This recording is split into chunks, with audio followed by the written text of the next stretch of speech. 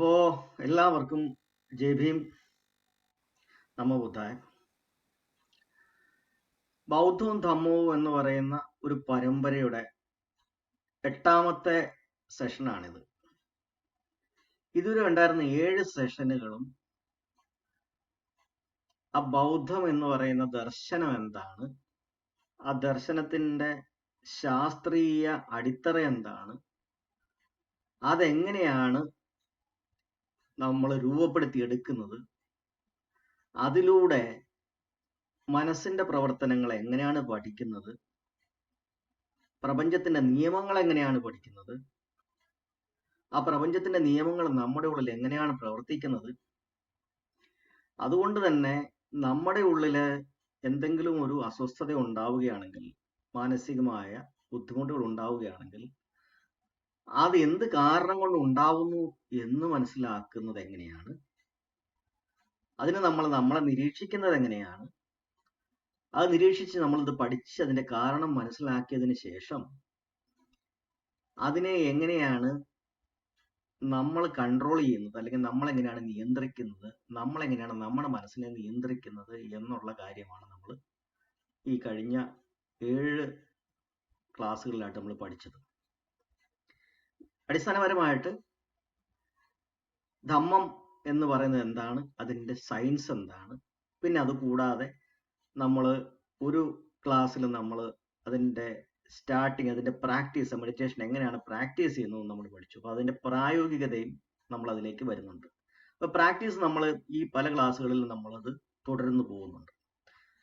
അത് തുടർന്ന് പോകുമ്പോൾ നമുക്ക് പ്രാക്ടീസ് എന്തായാലും മനസ്സിലാവും. അപ്പോൾ അതിൻ്റെ തിയറി മനസ്സിലാവും, പ്രാക്ടീസ് മനസ്സിലാവും. തിയറി എന്തായാലും ഏറെക്കുറെ നിങ്ങൾ മനസ്സിലാക്കിയിട്ടുണ്ട്.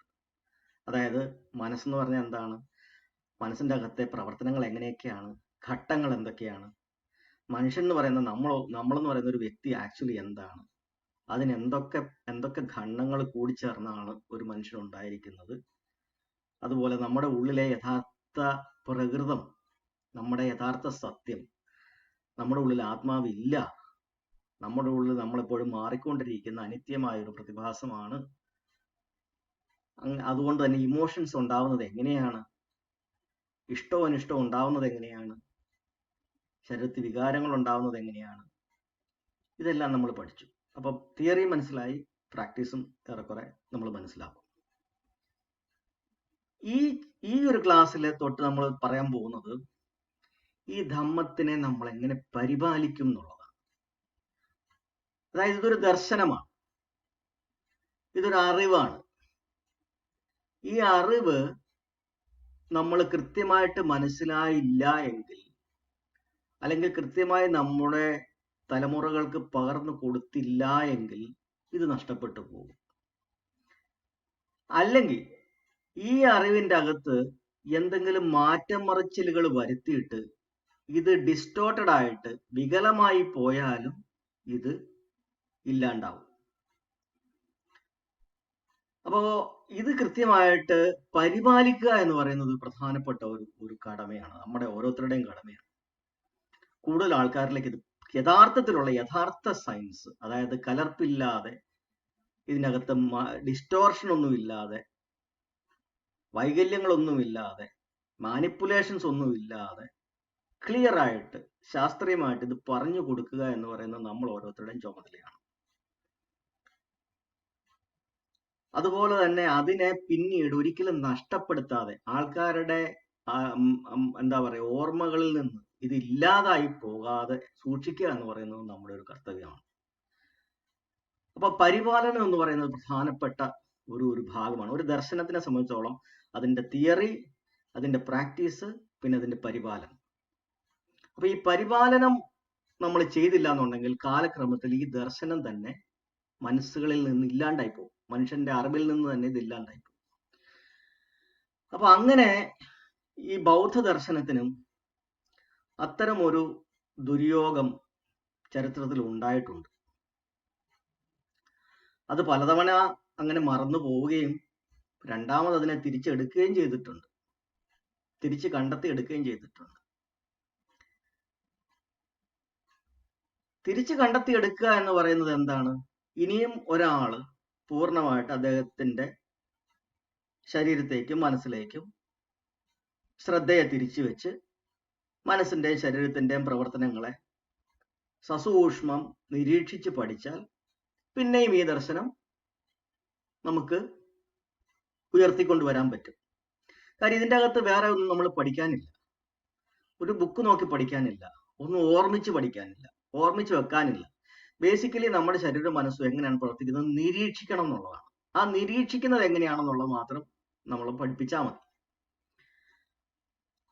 അപ്പോൾ ആ നിരീക്ഷിക്കുന്ന ആ ഒരു ഒരു ഒരു ഒരു അറിവ് പോലും ചിലപ്പോൾ നമ്മുടെ സമൂഹത്തിൽ നിന്ന് നഷ്ടപ്പെട്ടു പോകാൻ സാധ്യതയുണ്ട്. അപ്പൊ പിന്നെ എന്താ സംഭവിക്കുക? ആരും പിന്നെ നമ്മുടെ സ്വന്തം ശരീരത്തേക്ക് നമ്മൾ ഒരിക്കലും പിന്നെ നോക്കില്ല. അങ്ങനെ നോക്കാതെ വരുമ്പോൾ ഒരിക്കലും ഉള്ളിൽ നടക്കുന്നത് എന്താണ്, അതിന്റെ യാഥാർത്ഥ്യം എന്താണെന്ന് നമ്മൾ ഒരിക്കലും അറിയുകയില്ല. പിന്നെ നമ്മൾ അത് മനസ്സിലാക്കാതെ നമ്മൾ എന്തെങ്കിലുമൊക്കെ ദൈവികമായ സങ്കല്പങ്ങളുടെയോ അല്ലെന്നുണ്ടെങ്കിൽ അതുപോലെ ഏതെങ്കിലും അതീന്ദ്രിയമായ ഏതെങ്കിലും ശക്തികളെയോ ഒക്കെ ആശ്രയിച്ചും അങ്ങനത്തെ സങ്കല്പങ്ങളിൽ മുഴുകി നമ്മളങ്ങ് മുമ്പോട്ട് പോകും. അതാണ് സാധാരണ ഇത് സംഭവിക്കുന്നത്. ഈ ഉള്ളിലേക്ക് നോക്കിയ ഒരാൾ പഠിക്കുമ്പോൾ മാത്രമാണ് ആ ആൾക്ക് ഈ ദർശനം കിട്ടത്തുള്ളൂ. അപ്പൊ ഇവ എപ്പോൾ നഷ്ടപ്പെട്ടു പോയാലും ഇത് തിരിച്ചു വരാനുള്ള ഒരു സാധ്യത എപ്പോഴും കിടപ്പുണ്ട്. കാര്യം ഏതെങ്കിലും കാലത്ത് ഒരു വ്യക്തി സ്വന്തം ശരീരത്തിനെ മനസ്സിൽ നോക്കി ഒന്ന് സസൂക്ഷ്മം നിരീക്ഷിച്ച് പഠിച്ചാൽ പിന്നെയും കിട്ടാനുള്ളതേ ഉള്ളൂ ഈ കാര്യം. അല്ലാതെ അതിന് വേറെ വലിയ ഒരു ബുക്കിന്റെ ആവശ്യമില്ല, വേറെ ഒന്നിന്റെയും ആവശ്യമില്ല. നമ്മുടെ ശരീരവും മനസ്സും തന്നെയാണ് ഇതിൻ്റെ അകത്തെ പഠന വസ്തു എന്ന് പറയുന്നത്. അത് കൃത്യമായിട്ട് ആര് നോക്കുന്നോ, ഉറ്റുനോക്കുന്നോ, കൃത്യമായിട്ട് മനസ്സിലാക്കുന്നു, അവർക്ക് ഈ സാധനം തിരിച്ചു കിട്ടും. പക്ഷെ അതിന് എത്ര പേരെ കിട്ടും? ചിലപ്പം ആര് തയ്യാറാവും? ആര് ആ ഒരു രീതിയിൽ ഇരുന്നൊന്ന് നോക്കാനായിട്ട് കഴിവും താല്പര്യവും ഉള്ളവരുണ്ടാവും? ഇതൊക്കെയാണ് നമ്മൾ സാധാരണഗതിയിൽ ഫേസ് ചെയ്യുന്നൊരു പ്രശ്നം.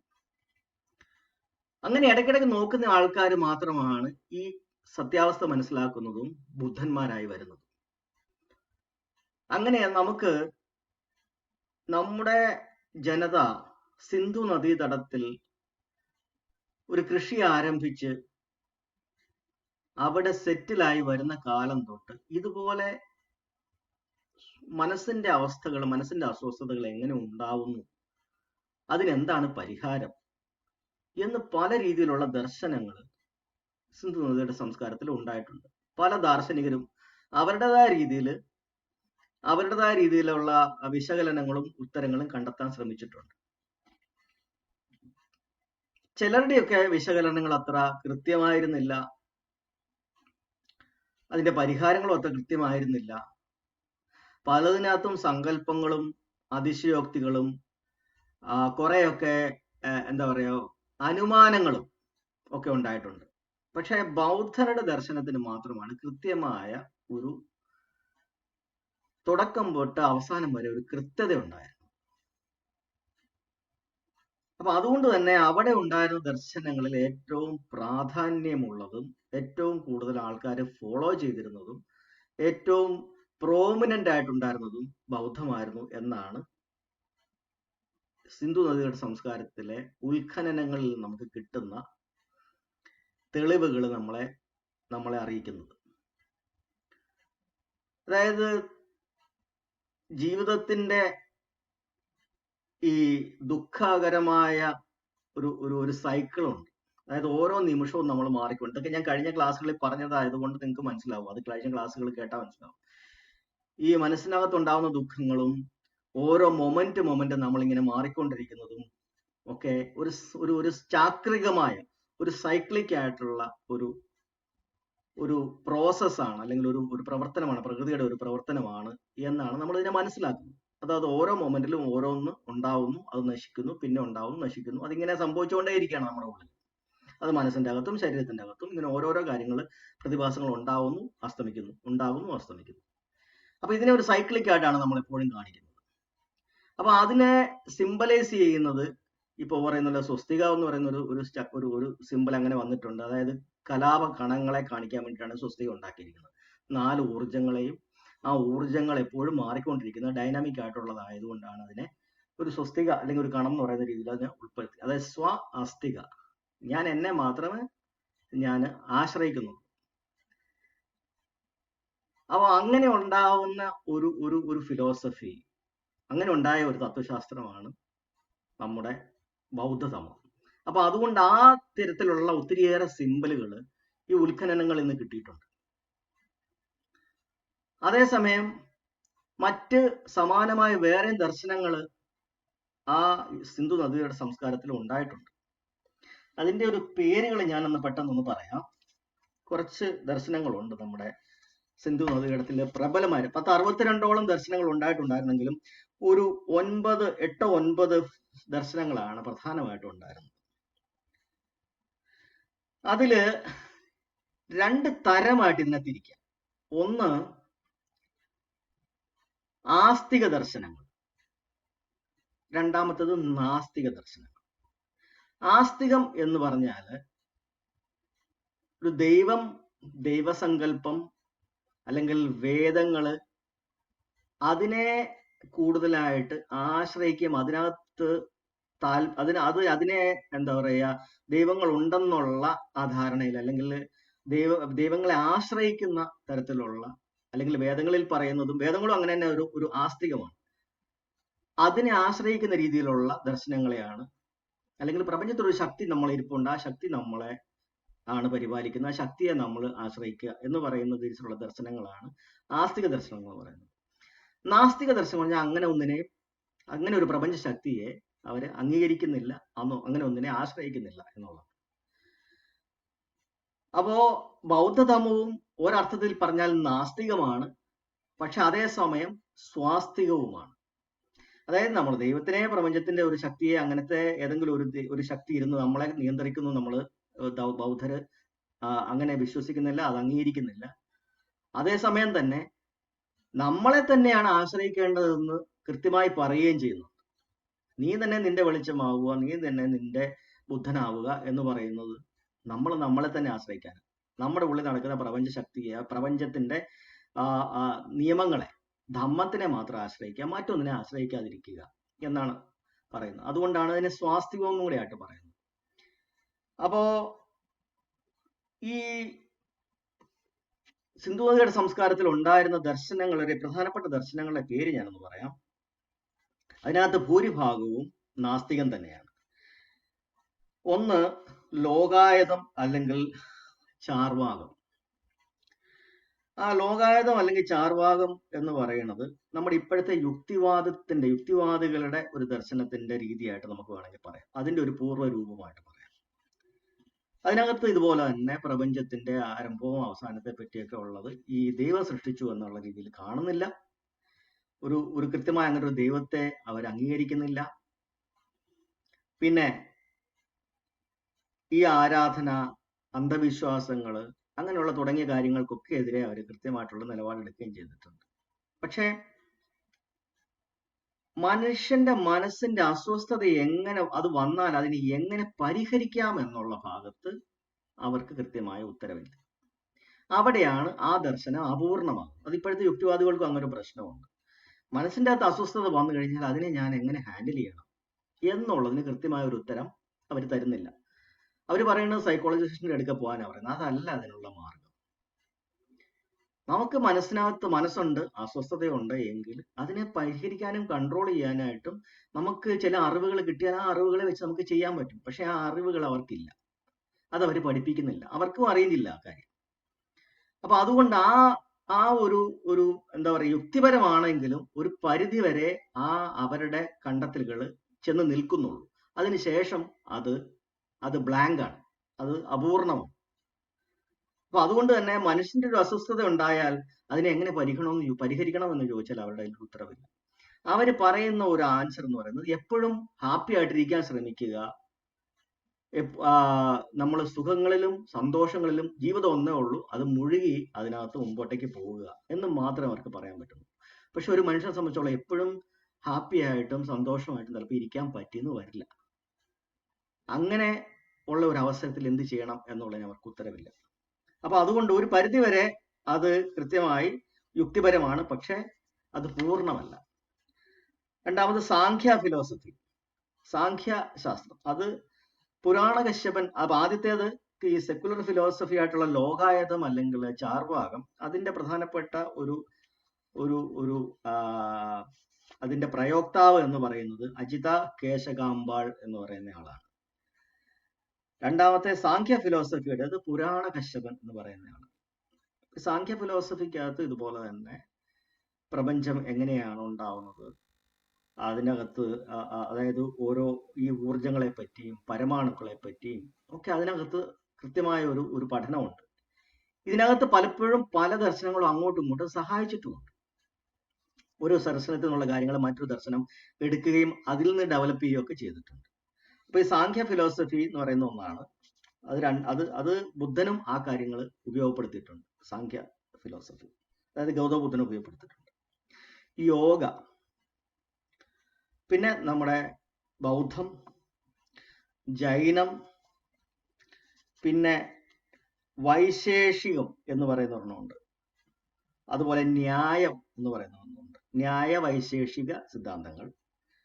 പിന്നെ പൂർവമീമാംസ, ഉത്തരമീമാംസ. ഇതിൽ ഈ പൂർവമീമാംസയും ഉത്തരമീമാംസയും ന്യായ ഫിലോസഫിയും അല്ലെങ്കിൽ ന്യായ ദർശനവും മാത്രമാണ് ആസ്തികമായിട്ടുള്ളത്. ദൈവം എന്ന് പറയുന്ന ഒരു കൺസെപ്റ്റിനെ അംഗീകരിക്കുന്നത് ഈ അവസാനത്തെ മൂന്നെണ്ണം മാത്രമാണ്. അതിൽ പൂർവമീമാംസ എന്ന് പറയുന്നതാണ് വേദങ്ങൾ. മീമാംസ ഋഗ്വേദത്തിൽ അടിസ്ഥാനപ്പെടുത്തിയിട്ടുള്ള ആ ഒരു സംഭവമാണ് പൂർവമീമാംസ.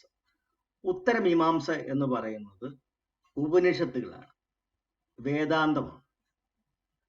അത് ആദ്യം ശരിക്ക് പറഞ്ഞു കഴിഞ്ഞാൽ അതൊരു ആസ്തിക ദർശനമായിരുന്നു, അല്ല നാസ്തിക ദർശനമായിരുന്നു. പിന്നീട് അതിനകത്ത് കുറെ കാര്യങ്ങൾ ആസ്തികവും കൂടെ കൂട്ടി അത് വേദങ്ങളുടെ ഒരു ഭാഗമാക്കി പിന്നീട് അതിനെ മാറ്റിയിട്ടുണ്ട്. അതിന്റെ കഥ ഞാൻ പിന്നെ പറയാം. അപ്പോ ഈ ഇത്രയും ദർശനങ്ങൾ ഉള്ളതിൽ ഈ പൂർവമീമാംസ ഏറ്റവും ഒടുവിലാണ് സിന്ധു നദിയുടെ സംസ്കാരത്തിൽ എത്തുന്നത്. ആദ്യം തൊട്ട് അതില്ല. അപ്പൊ അതെങ്ങനെയാണ് ഏറ്റവും ഒടുവിൽ അവിടെ എത്തുന്നത് എന്ന് നമ്മൾ പരിശോധിക്കുമ്പോൾ, ആദ്യം സിന്ധു നദിയുടെ സംസ്കാരത്തിൽ കൃഷി തുടങ്ങി നമ്മളവിടെ സെറ്റിൽ ചെയ്ത് നമ്മളവിടെ ജീവിച്ചു തുടങ്ങുന്ന കാലഘട്ടത്തിൽ ഈ മീമാംസ, പൂർവമീമാംസ അവിടെ എത്തിയിട്ടില്ല, അല്ലെങ്കിൽ ഋഗ്വേദം എന്ന് പറയുന്ന ഒരു സംഭവം അവിടെ എത്തിയിട്ടില്ല. അത് വരുന്നത് ബ്രാഹ്മണരുടെ, യുറേഷ്യയിൽ നിന്ന് വരുന്ന ബ്രാഹ്മണരുടെ, സ്റ്റെപ്പി പ്രദേശത്തു നിന്ന് വരുന്ന, അതായത് മിഡിൽ ഈസ്റ്റിലുള്ള സ്റ്റെപ്പി പ്രദേശത്ത് നിന്ന് വരുന്ന യുറേഷ്യന്മാരുടെ വരവോടുകൂടിയാണ്. അവരാണ് ഈ ഒരു ദർശനം അവിടെ കൊണ്ടുവരുന്നത്. അപ്പൊ അതിനു മുമ്പ് അവിടെ ഏറ്റവും കൂടുതലായിട്ട് ജ്വലിച്ചു നിന്നിരുന്ന ദർശനം എന്ന് പറയുന്നത് മറ്റുള്ള എല്ലാ ദർശനങ്ങളെക്കാളും പൂർണ്ണതയുള്ളത് ബൗദ്ധമായിരുന്നത് കൊണ്ട് ബൗദ്ധത്തിനായിരുന്നു ഏറ്റവും കൂടുതൽ ഫോളോവേഴ്സ്. അതാണ് നമ്മൾ അവിടുത്തെ ഉത്ഖനനങ്ങൾക്കകത്ത് ഏറ്റവും കൂടുതൽ ഭൂരിപക്ഷവും കിട്ടിയിട്ടുള്ളത് ബൗദ്ധമാണ്. അപ്പൊ അതിനെയൊക്കെ നമ്മൾ നേരത്തെ നിലനിന്നിരുന്നതിനെയൊക്കെ നമ്മൾ ശ്രമണ സംസ്കാരം എന്ന് പറയുന്നത്, ശ്രമണ ഫിലോസഫി എന്നാ പറയുന്നത്. അതായത് തനതായ ഇന്ത്യൻ സംസ്കാരത്തിന്റെ തനതായ ഇന്ത്യൻ ദർശനങ്ങളെല്ലാം നമ്മൾ ശ്രമണ ദർശനങ്ങൾ എന്ന് പറയും. ബ്രാഹ്മണർ വരുമ്പോൾ ഉണ്ടാവുന്നതിനാണ് നമ്മൾ ബ്രാഹ്മണ ദർശനം എന്ന് പറയുന്നത്. അപ്പൊ മീമാംസയാണ് ശരിക്കും പറഞ്ഞാൽ ബ്രാഹ്മണരുടെ ദർശനം. ബാക്കിയുള്ള ജൈനം, ബൗദ്ധം, ചാർവാകം തുടങ്ങിയതൊക്കെ ശ്രമണ സംസ്കാരമാണ്, അല്ലെങ്കിൽ ശ്രമണ ദർശനങ്ങളാണ്. അപ്പൊ ഈ ശ്രമണ ദർശനങ്ങളിലേക്ക് ബ്രാഹ്മണ ദർശനങ്ങൾ വരുമ്പോൾ ഒരു വല്ലാത്തൊരു കോൺഫ്ലിക്റ്റ് അവിടെ വരുന്നുണ്ട്. ഇത് രണ്ടും തമ്മിൽ ഒരു കോൺഫ്ലിക്റ്റ്, ഏതിനാണ് കൂടുതൽ ഔന്നത്യം, അല്ലെങ്കിൽ ഏതാണ് മുന്തിയത്, ഏതാണ് കൂടിയത് എന്നുള്ള ഒരു കോൺഫ്ലിക്റ്റ് വരുന്നുണ്ട്. പക്ഷേ ബ്രാഹ്മണ ദർശനങ്ങൾ ഭൂരിഭാഗവും സങ്കല്പങ്ങളെയും ഭാവനയും അടിസ്ഥാനപ്പെടുത്തി ആയതുകൊണ്ട് തന്നെ അവിടുത്തെ ജനങ്ങൾ അത് കാര്യമായി സ്വീകരിക്കുന്നില്ല എന്നുള്ളതാണ് സത്യം. അതിന് കാര്യമായിട്ട് അവിടെ ഒരു വേരുറപ്പിക്കാൻ സാധിക്കുന്നില്ല. അപ്പോൾ നമ്മള് ഈ 28 ബുദ്ധന്മാരെ പറ്റി, അതായത് ബുദ്ധന് മുമ്പ് ഉണ്ടായിരുന്ന 27 ബുദ്ധന്മാരെ പറ്റി നമ്മൾ പഠിക്കുമ്പോൾ അവരുടെ കാലങ്ങൾ നമ്മൾ ഗണിച്ച് പുറകേക്ക് പോകുമ്പോൾ, അതിനെപ്പറ്റിയുള്ള ക്ലാസ് ഞാൻ പിന്നീട് വേറെ ക്ലാസ് എടുക്കാം. ആ ഓരോ ബുദ്ധന്മാരെ പറ്റിയുള്ള തെളിവുകൾ എവിടെ നിന്നൊക്കെയാണ് നമുക്ക് കിട്ടിയെന്നുള്ളതിനെ പറ്റിയുള്ള ക്ലാസ് ഞാൻ പിന്നെ എടുക്കാം. അപ്പൊ ഈ 27 ബുദ്ധന്മാരുടെ ഓരോരുത്തരുടെയും പേരുകൾ ഞാൻ നേരത്തെ ആദ്യത്തെ ക്ലാസ്സിൽ പറഞ്ഞിട്ടുണ്ട്, അതുകൊണ്ട് ഞാൻ ഇവിടെ റിപ്പീറ്റ് ചെയ്യുന്നില്ല. അവരുടെ കാലഗണന നമ്മൾ കാലഗണിച്ചും പുറകോട്ട് പോകുമ്പോൾ ഈ സിന്ധു നദിയുടെ സംസ്കാരത്തിന്റെ തുടക്കം തൊട്ടേ ഉള്ള ഒരു കാലമായിട്ടാണ് നമുക്ക് അതിനെ കാണാൻ പറ്റുന്നത്. പക്ഷേ സിന്ധു നദിയുടെ സംസ്കാരം നശിക്കുന്നതും ബ്രാഹ്മണരുടെ വരവും അവർ വന്നതിന് ശേഷമുള്ള ഒരു 500 വർഷത്തോളമുള്ള കാലഘട്ടവും എല്ലാം കൂടെ നമ്മൾ പരിശോധിക്കുമ്പം അവരുടെ വരവോടുകൂടിയാണ് ഈ സൈന്ധവ നാഗരികത നശിക്കുന്നത് എന്ന് നമുക്ക് മനസ്സിലാക്കാൻ പറ്റും. അത് രണ്ടും തമ്മിൽ ഭയങ്കരമായ പൊരുത്തമുണ്ട്. അവിടെ നമ്മൾ ഈ വേദങ്ങൾ നമ്മൾ പരിശോധിക്കുമ്പോൾ, അതായത് ഇവരുടെ ബ്രാഹ്മണരായിട്ട് തന്നെ ഉണ്ടാക്കിയ ഋഗ്വേദം നമ്മൾ പരിശോധിക്കുമ്പം ദേവാസുര യുദ്ധം എന്ന് പറയുന്നത് വളരെ വളരെ പ്രധാനപ്പെട്ട ഒരു പോയിന്റ് ആണ് ഇതിനകത്ത്. പ്രധാനമായിട്ടും ഋഗ്വേദത്തിനകത്തെ ഓരോ പ്രാർത്ഥനകളും അവരുടെ 5 ദൈവങ്ങളെ, പ്രധാനപ്പെട്ട 5 ദൈവങ്ങളെ, അതായത് ബ്രഹ്മാവ്, ഇന്ദ്രൻ, വരുണൻ, അഗ്നി, വായു, അങ്ങനെയുള്ള കുറച്ച് ദൈവങ്ങളെ പറ്റിയുള്ള അവരോടുള്ള അവരുടെ പ്രാർത്ഥനയാണ്. ആ പ്രാർത്ഥനയുടെ കണ്ടന്റ് എന്താണ്? ഈ തദ്ദേശവാസികളായിട്ടുള്ള കറുത്ത നിറമുള്ള, ഇരുണ്ട നിറമുള്ള, മനുഷ്യരല്ലാത്ത ഈ ജന്തുക്കളെ അല്ലെങ്കിൽ ഈ ക്രീച്ചേഴ്സിനെ നശിപ്പിക്കുക എന്നുള്ളതാണ്. അതിനു വേണ്ടിയിട്ട് സഹായിക്കുക എന്നുള്ളതാണ് ഈ മിക്കവാറും ഉള്ള എല്ലാ ഋഗ്വേദത്തിന്റെ അകത്തെ പ്രാർത്ഥനകളുടെയും ഉള്ളടക്കം അതാണ്. അതിനകത്ത് പലപ്പോഴും ഈ തദ്ദേശവാസികള് ഈ മീമാംസക്കാരുടെ അല്ലെങ്കിൽ ബ്രാഹ്മണരുടെ അവരുടെ ഈ സ്പിരിച്വാലിറ്റിയെ, അവരുടെ ഈ എന്താ പറയുക, ദൈവിക ദർശനത്തെ, അതിന്റെ പ്രാക്ടീസുകളെയൊക്കെ തടസ്സപ്പെടുത്തുന്നതായിട്ട് നമ്മൾ കാണുന്നുണ്ട്. അവരുടെ പ്രധാനപ്പെട്ട ഒരു പ്രാക്ടീസ് ഇത് എങ്ങനെയാണെന്ന് പറഞ്ഞാൽ ദൈവങ്ങളോട് പ്രാർത്ഥിക്കുക, ദൈവങ്ങൾക്ക് യാഗങ്ങൾ ചെയ്യുക, അവരെ പ്രീതിപ്പെടുത്തുക, അവർക്ക് യജ്ഞങ്ങൾ ചെയ്തു കൊടുക്കുക, അതിനകത്തൂടെ ആ ദൈവങ്ങളെ പ്രീതിപ്പെടുത്തിയിട്ട് ദൈവങ്ങളുടെ അനുഗ്രഹം വാങ്ങിച്ചെടുക്കുക. ഇതാണ് അവരുടെ ഒരു സിസ്റ്റം. മിക്കവാറും ഉള്ള എല്ലാ വേദങ്ങളിലുള്ള ഋഗ്വേദത്തിലുള്ള എല്ലാ ശ്ലോകങ്ങളുടെ അർത്ഥം തന്നെ. അപ്പൊ ഇത് വലിയ യജ്ഞങ്ങൾ എന്ന് പറഞ്ഞ് നടത്തുന്നത് മുഴുവൻ വലിയ വലിയ പ്രദേശങ്ങളിലുള്ള വലിയ മൈതാനങ്ങൾ എടുത്തിട്ട് ആ മൈതാനത്ത് വലിയൊരു യാഗശാല, പർണശാല ഉണ്ടാക്കും. ആ യാഗശാലയില് യാഗ അഗ്നി, അതായത് ഈ വലിയൊരു ആഴി കൂട്ടിയിട്ട് ആ അഗ്നി ഉണ്ടാക്കിയിട്ട് അഗ്നിയിലേക്ക് ആ ഏത് ദൈവത്തിന് എന്താണോ ഇഷ്ടമുള്ളത് അത് ദൈവത്തിന് വേണ്ടിയിട്ട് അർപ്പിക്കുക. അതിനകത്ത് അർപ്പിക്കുമ്പോൾ ഈ അഗ്നി ഇത് മുകളിലേക്ക് കൊണ്ടുപോയിട്ട് ദേവലോകത്തേക്ക് ഇത് കൊടുക്കും, അല്ലെങ്കിൽ ദൈവങ്ങൾക്ക് ഇത് കൊടുക്കും എന്നുള്ളതാണ് അതിനകത്ത് ഒരു തത്വം. അപ്പൊ അങ്ങനെ അഗ്നിയിൽ അർപ്പിക്കുക, അതിനാണ് ഈ സ്വാഹ എല്ലാം സ്വാഹയായിട്ട്, അതായത് ഞാൻ എടുക്കുന്നു അല്ലെങ്കിൽ ദൈവത്തിന് കൊടുക്കുന്നു എന്ന് പറഞ്ഞ് അത് ദൈവത്തിന് കൊടുക്കുന്നതായിട്ട് സങ്കല്പിച്ച് ഈ പറയുന്ന കാര്യങ്ങളെല്ലാം കൊടുക്കുക, ഈ യാഗങ്ങൾ യജ്ഞങ്ങൾ നടത്തുക. അതിനുശേഷം അത് ചിലപ്പോൾ ചില ദിവസം 9 ദിവസമായിരിക്കും, ചിലപ്പോൾ 18 ദിവസമായിരിക്കും, ചിലപ്പോൾ അങ്ങനെ ദിവസങ്ങളോളം നീണ്ട യാഗങ്ങളാണ്. ആ യാഗങ്ങളുടെ ഒടുവിൽ ഈ യാഗശാല, പർണശാല കൂടി പൂർണ്ണമായിട്ടും അഗ്നിക്കിരയാക്കിയിട്ടാണ് ആ യാഗങ്ങൾ അവസാനിക്കുക. എന്നിട്ട് ആ യാഗങ്ങൾ നടന്ന അത്രയും സ്ഥലങ്ങളും അത് ഇവരുടേതായിട്ട് ഇവരങ്ങ് എടുക്കുകയാണ് ചെയ്യുന്നത്. ഈ ചെയ്യുന്ന യാഗകാരന്മാരല്ല ബ്രാഹ്മണര് സ്വന്തമാക്കുക ചെയ്യുന്നത്. ഇതിനെതിരെയാണ് പ്രധാനമായിട്ടും ഈ യാഗങ്ങൾ തടസ്സപ്പെടുത്താനായിട്ട് ഈ തദ്ദേശവാസികളായിട്ടുള്ള ആളുകൾ, അവരെ വിളിക്കുന്ന പല പേരുകളാണ്.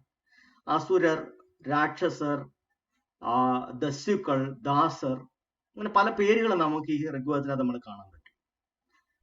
ഈ ആൾക്കാർ ഇത് തടസ്സപ്പെടുത്തുന്നതും, അങ്ങനെ ആ തടസ്സപ്പെടുത്തുമ്പോൾ പിന്നെയും പോയി ദേവന്മാരോട് അല്ലെങ്കിൽ ഇവരുടെ ഈ ദൈവങ്ങളോട് ഇവര് പിന്നെയും പോയി ഇതുപോലെ ഇവർ ഞങ്ങളെ തടസ്സപ്പെടുത്തുന്നു, ഞങ്ങളെ രക്ഷിക്കണമെന്ന് പറഞ്ഞ് പിന്നെയും യാഗങ്ങളും പ്രാർത്ഥനകളും നടത്തുകയാണ് ചെയ്യുന്നത്. ഇതൊരു തുടർ കഥയാണ്. അതതിന്റെ അർത്ഥം ആ സംസ്കാരത്തില് ഈ രണ്ട് കൂട്ടരും തമ്മിൽ നിരന്തരമായ ഒരു കോൺഫ്ലിക്റ്റ് നടക്കുന്നുണ്ടായിരുന്നുള്ളതിന്റെ വ്യക്തമായ ഒരു തെളിവാണ്. അതുപോലെ തന്നെ ഈ പുരന്തരൻ എന്ന് പറയുന്ന ഇന്ദ്രൻ, അതായത് ഇവരുടെ ഒരു നേതാവ് എന്ന് പറയുന്നത് ഇന്ദ്രനാണ്. ഈ ഇന്ദ്രൻ, ദേവങ്ങളുടെ രാജാവ്, ആ ഇന്ദ്രൻ അദ്ദേഹത്തെ പുരന്തരൻ എന്ന് വിളിക്കുന്നുണ്ട്. അതായത് പുരം എന്ന് പറയുന്നത് നമ്മൾ താമസിക്കുന്ന അല്ലെങ്കിൽ അവിടുത്തെ ജനങ്ങൾ താമസിക്കുന്ന ഇടമാണ്, ടൗണാണ്, ടൗൺഷിപ്പാണ്. കാര്യം സിന്ധു നാഗരികത എന്ന് പറയുന്നത് ഒരു ഡെവലപ്പ് ആയിട്ടുള്ള ഒരു ടൗൺ കൺസെപ്റ്റാണ്, നാഗരികതയാണ്. നഗരങ്ങളാണ്. അതേസമയം ബ്രാഹ്മണന്റെ അവരുടെ കൃതികളും അവരുടെ സംസ്കാരങ്ങളും അവരുടെ വേദങ്ങളും എടുത്ത് നോക്കുമ്പം അവർ വന്നത് മുഴുവൻ വളരെ ബാർബേറിക് ആയിട്ടുള്ള അല്ലെങ്കിൽ ഒട്ടും പരിഷ്കൃതമല്ലാത്ത ഗ്രാമീണ സാഹചര്യങ്ങളോടും അല്ലെങ്കിൽ പശുക്കളെ മേയ്ക്കുന്നു അങ്ങനത്തെയുള്ള അങ്ങനത്തെ ഒരു സംസ്കാരത്തിനാണ് അവർ വരുന്നതായിട്ട് കാണിക്കുന്നത്. അവരൊരിക്കലും ഒരു നഗരത്തിന്റെ സംസ്കാരം അവരുടെ ഗ്രന്ഥങ്ങളിലോ രചനകളിലോ ഇല്ല.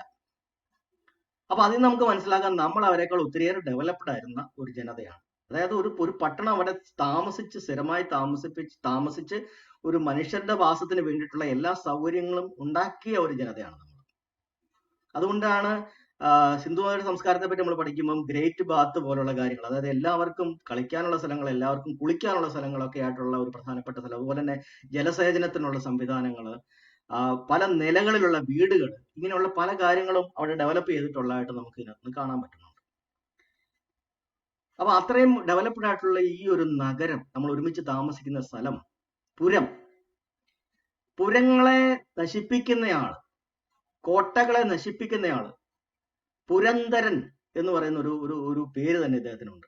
അപ്പോൾ ഇതിനകത്ത് തന്നെ പല സ്ഥലങ്ങളിലും അദ്ദേഹം ഇത്രയധികം പുരങ്ങൾ അല്ലെങ്കിൽ ഇത്രയധികം കോട്ടകൾ അല്ലെങ്കിൽ ഇത്രയധികം അണക്കെട്ടുകൾ നശിപ്പിച്ചതായിട്ട് പറയുന്നുണ്ട്.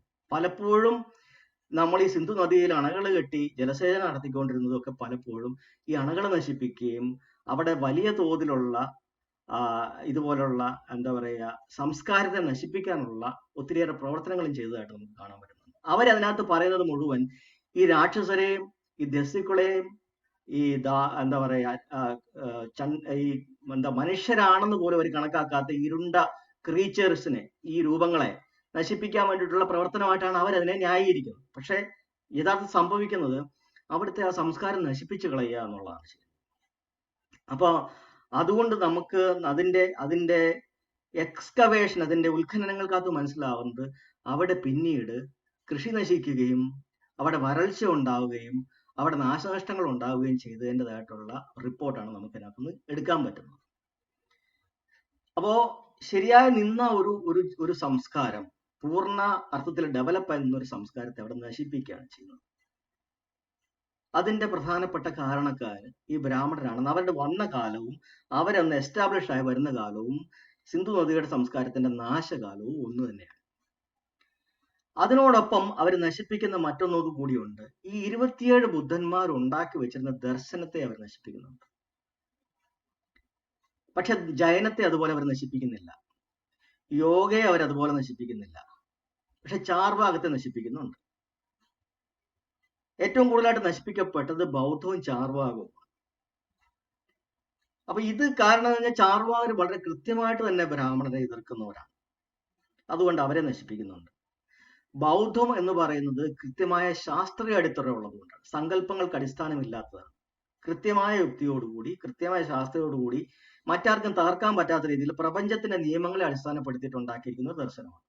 അതുകൊണ്ട് അതവിടെ കൂടുതൽ വേര് പിടിച്ച് അവിടെ നിന്നാലും അത് ഇവരുടെ ഒരു ആധിപത്യത്തിന് തടസ്സമാണ്. അപ്പൊ നമ്മൾ മറ്റൊരു കാര്യം നമ്മൾ ചിന്തിക്കുക, ഏതെങ്കിലും ഒരു കൂട്ടര് ഒരു രാജ്യത്തേക്ക് അതിക്രമിച്ച് അല്ലെങ്കിൽ അവരവിടെ ആധിപത്യം സ്ഥാപിക്കണം എന്ന ഉദ്ദേശത്തോടു കൂടി ആരെങ്കിലും കടന്നു ചെല്ലുകയാണെങ്കിൽ അവർ ആ തദ്ദേശീയ ജനതയോട് കാണിക്കുന്ന 3 കാര്യങ്ങളുണ്ട്. ആ 3 കാര്യങ്ങൾ എന്ന് പറയുന്നത് ആ തദ്ദേശ ജനതയുടെ ഐഡന്റിറ്റി, അവരുടെ സ്വത്വം എന്താണെന്ന് നശിപ്പിക്കുക. രണ്ടാമത് അവരുടെ പ്രധാനപ്പെട്ട മതം എന്താണെന്നുള്ളത് അത് നശിപ്പിക്കുക, അല്ലെങ്കിൽ അവരുടെ ഫിലോസഫി എന്താണോ അത് നശിപ്പിക്കുക. അതോടുകൂടി അവരുടെ സംസ്കാരം നശിപ്പിക്കുക. ഈ ഐഡന്റിറ്റി, റിലീജൻ, കൾച്ചർ, ഇത് 3ഉം നശിപ്പിക്കപ്പെടും. അത് നശിപ്പിച്ചാൽ മാത്രമേ ഈ പുറത്തുനിന്ന് വരുന്ന ആൾക്കാർക്ക് അവിടെ പൂർണ്ണമായ ആധിപത്യം സ്ഥാപിക്കാൻ സാധിക്കൂ. അപ്പോ ഈ കഴിഞ്ഞ കുറെ വർഷങ്ങൾ വരെയും എങ്ങനെയാണ് ബ്രാഹ്മണൻ അല്ലെങ്കിൽ ബ്രാഹ്മണത്വം അല്ലെങ്കിൽ ബ്രാഹ്മണിസം ഇന്ത്യയിൽ ചുവടുറപ്പിച്ചതെന്നുള്ളതിനെ പറ്റി പല പല തർക്കങ്ങളും ഉണ്ടായി.